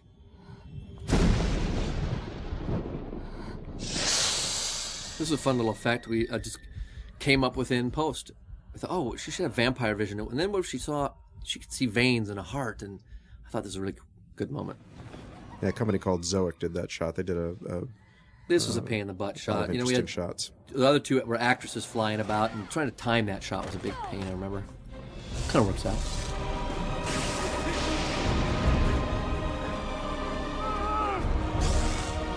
It's a big blue screen behind both these actors. We built the bridge. There's a very nice moment here between Carl and Frankenstein.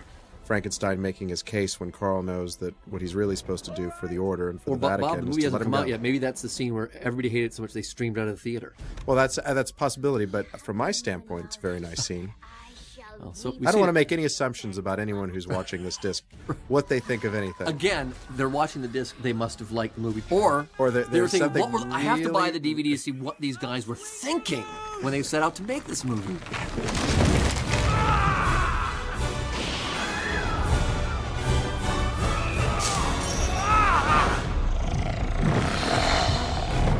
Now this is a stuntman. I watched the Frankenstein stuntman. He's out cold there. He missed the mat and his head hit.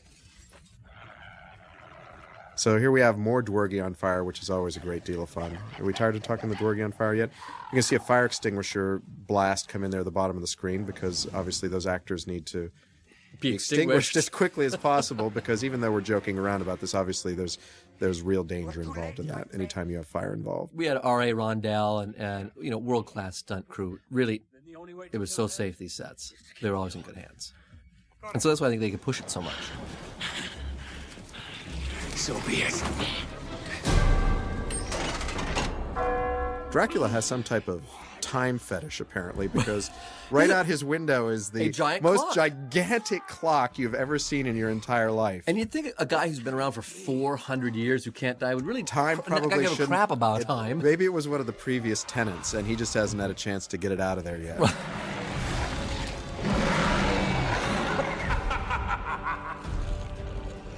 We were very, very happy with the way the Van Helsing werewolf turned out. He was the third werewolf in the trilogy of werewolves, and he was the last one to come online, and so a lot of things that were learned from doing the other werewolves were applied here, and I think really successfully, because, I don't know, when you watch this, I mean, obviously it's a visual effect. I mean, what else could it be? We didn't really use a real werewolf. Well, and a one real of these is a Hellbeast. visual effect. The other one I raised from birth. I won't tell you which one. Yeah.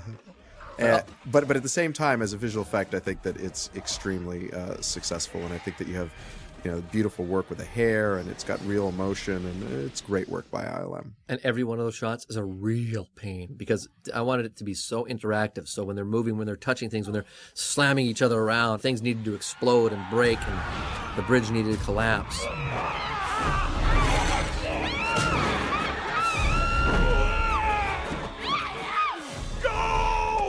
This was a really fun scene. This is the Beauty and the Beast scene, we called it. Because, look at this shot. Right there. It's like, she's looking so beautiful there, and he's this beast in the background. This is a really great moment. Audiences seem to just love this. Two great actors. What more do you want as a director?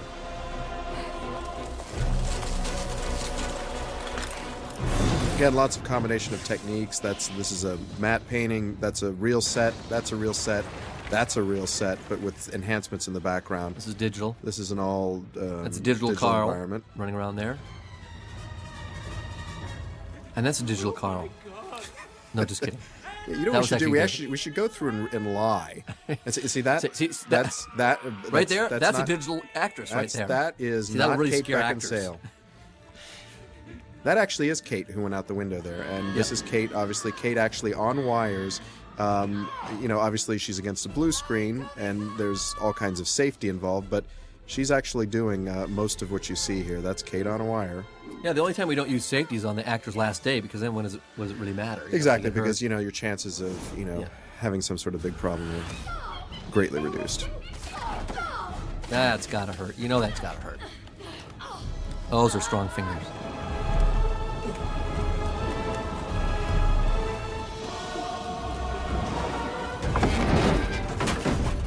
You are being used, Gabriel.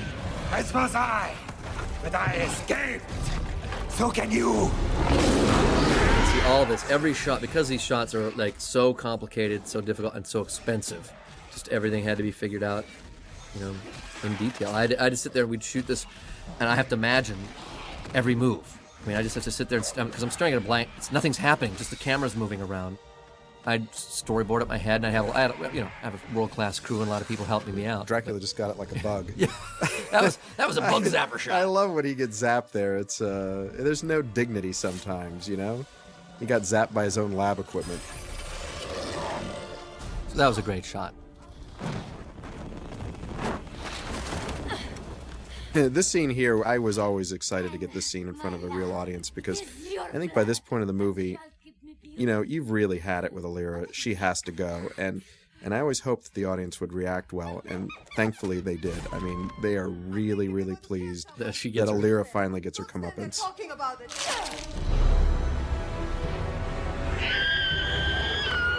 It was just wonderful. All the actors were just game, and they were so into it. They just brought so much to it, They took it so seriously. It was fun. I had so much fun making this movie. It'd be so much more interesting if it was really awful making the film. No, if we could. I mean, it would. It really would be. But I mean, it'd be absolutely. It was awful, but in a really wonderful way. No, exactly. The people were all great. So it's a lot of hard work, but I think that we had a great time making the film. Not that anyone out there listening to this really cares about that at all, but it really is. It really is to look at that. ILM outdid themselves on this stuff.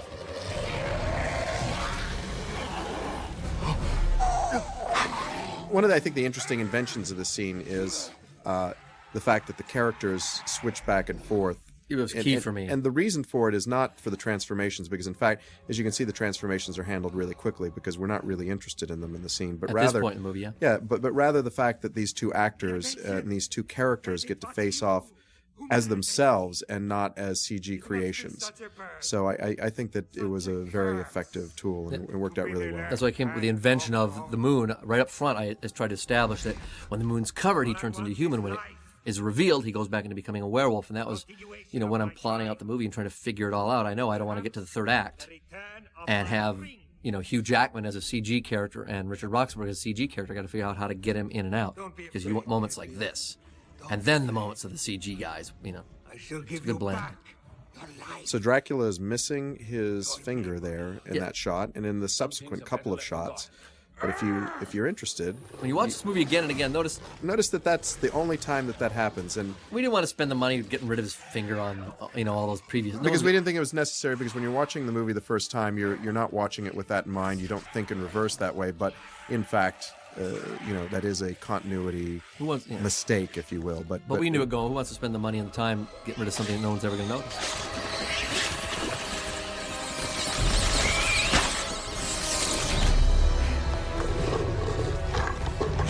This whole scene right here, it's like, for me, it's the cover of a romance novel. I just looked at this, I said, this has to be so romantic. I mean, look, we know what's about to happen here. But the window, the design of the window, and the clouds, and the moon, and the fact that, what is a red velvet couch doing in this laboratory? But I knew it had to be a red velvet couch. By the way, you got to check that couch out. I really want to meet Dracula's interior designer, because it looks like it's been made out of some sort of spine or something. I just love really the reaction to interesting audiences. taste. Audiences cheered when the screens. I thought they were cheering during that, and then suddenly they're like, it gets real quiet suddenly here. The ending to this movie was first draft. I thought this was the perfect ending to this movie. Everybody, Van Helsing accomplishes his mission. Princess Anna accomplishes her mission. She saves her family, and now she's going to go. She said earlier she would see them again. See this shot right here. Look at that. The candles, the moon, the werewolf, the beautiful woman, the velvet cow. I mean, it was just all the cover of a romance novel. It's the only ending the movie could have had. No, it worked out so great. By the way, that shot there where Hugh transforms originally, and you can take a look at this when you watch the shot again. He was naked. He was naked, and we added digital pants onto him, not for a ratings reason, but no, people think we found when we were showing the movie to people that the audience would be where we wanted them to be, feeling bad about Anna having died. They're so with us emotionally. This is the very first screening. Yeah, very first screening. We were watching it, and Bob and I had the exact same feeling at the exact same moment as he's turning back from the werewolf turning into Van Helsing. I'm thinking, I could just feel the audience. They were completely with us emotionally. And suddenly I thought, oh my God, and we were both right. We both felt the same thing. Suddenly, every woman in the audience went, there's Hugh Jackman's ass. And half the men in the audience, or all the men in the audience, went, I don't want to see no man ass. And so I could just feel it before we even saw it. And so the next screening, we just, kind of painted it out. And it had nothing to do with ratings. It would have been, still PG-13. It was all about keeping the audience emotionally where we wanted them. But in the director's cut, we had to put a screensaver, sell a screensaver. You want to see Hugh Jackman's? Don't worry, Hugh.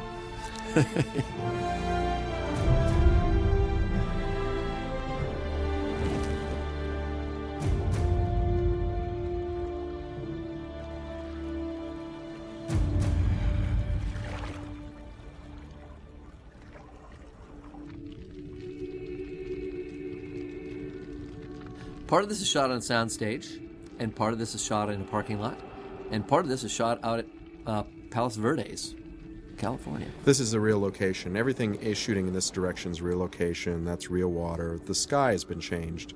We always replace skies. The sky's been changed, but everything else you see there is actually in Southern California.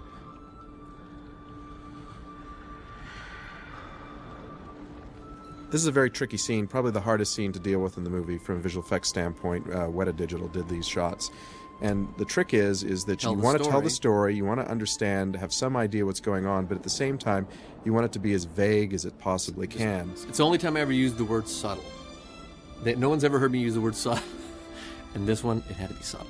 And we were very, very worried taking this into the first preview, whether this would be accepted or not. I mean, you always have the possibility that people will respond very badly, and thankfully that wasn't the case, and we learned a few things about the sequence and made some adjustments. But basically, overall, we found out that people, I know, you never know. People might look at this, oh, it's such a downer ending, or this, and actually, it's the only ending.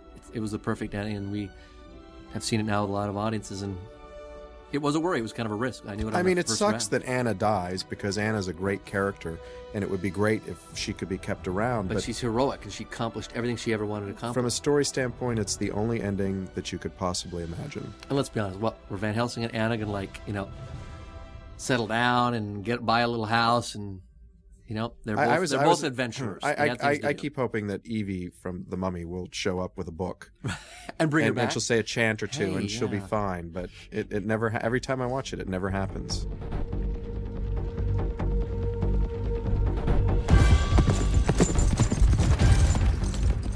This was shot out in Piru, California, for those of you still with us after 2 hours and 2 minutes. And I have one question for you. Why would you be? That's the big question. Anyway, thank you very much for watching the movie, buying the DVD. Thank you from Stephen Summers and Bob Doucet. We'll see you next time. Thank you.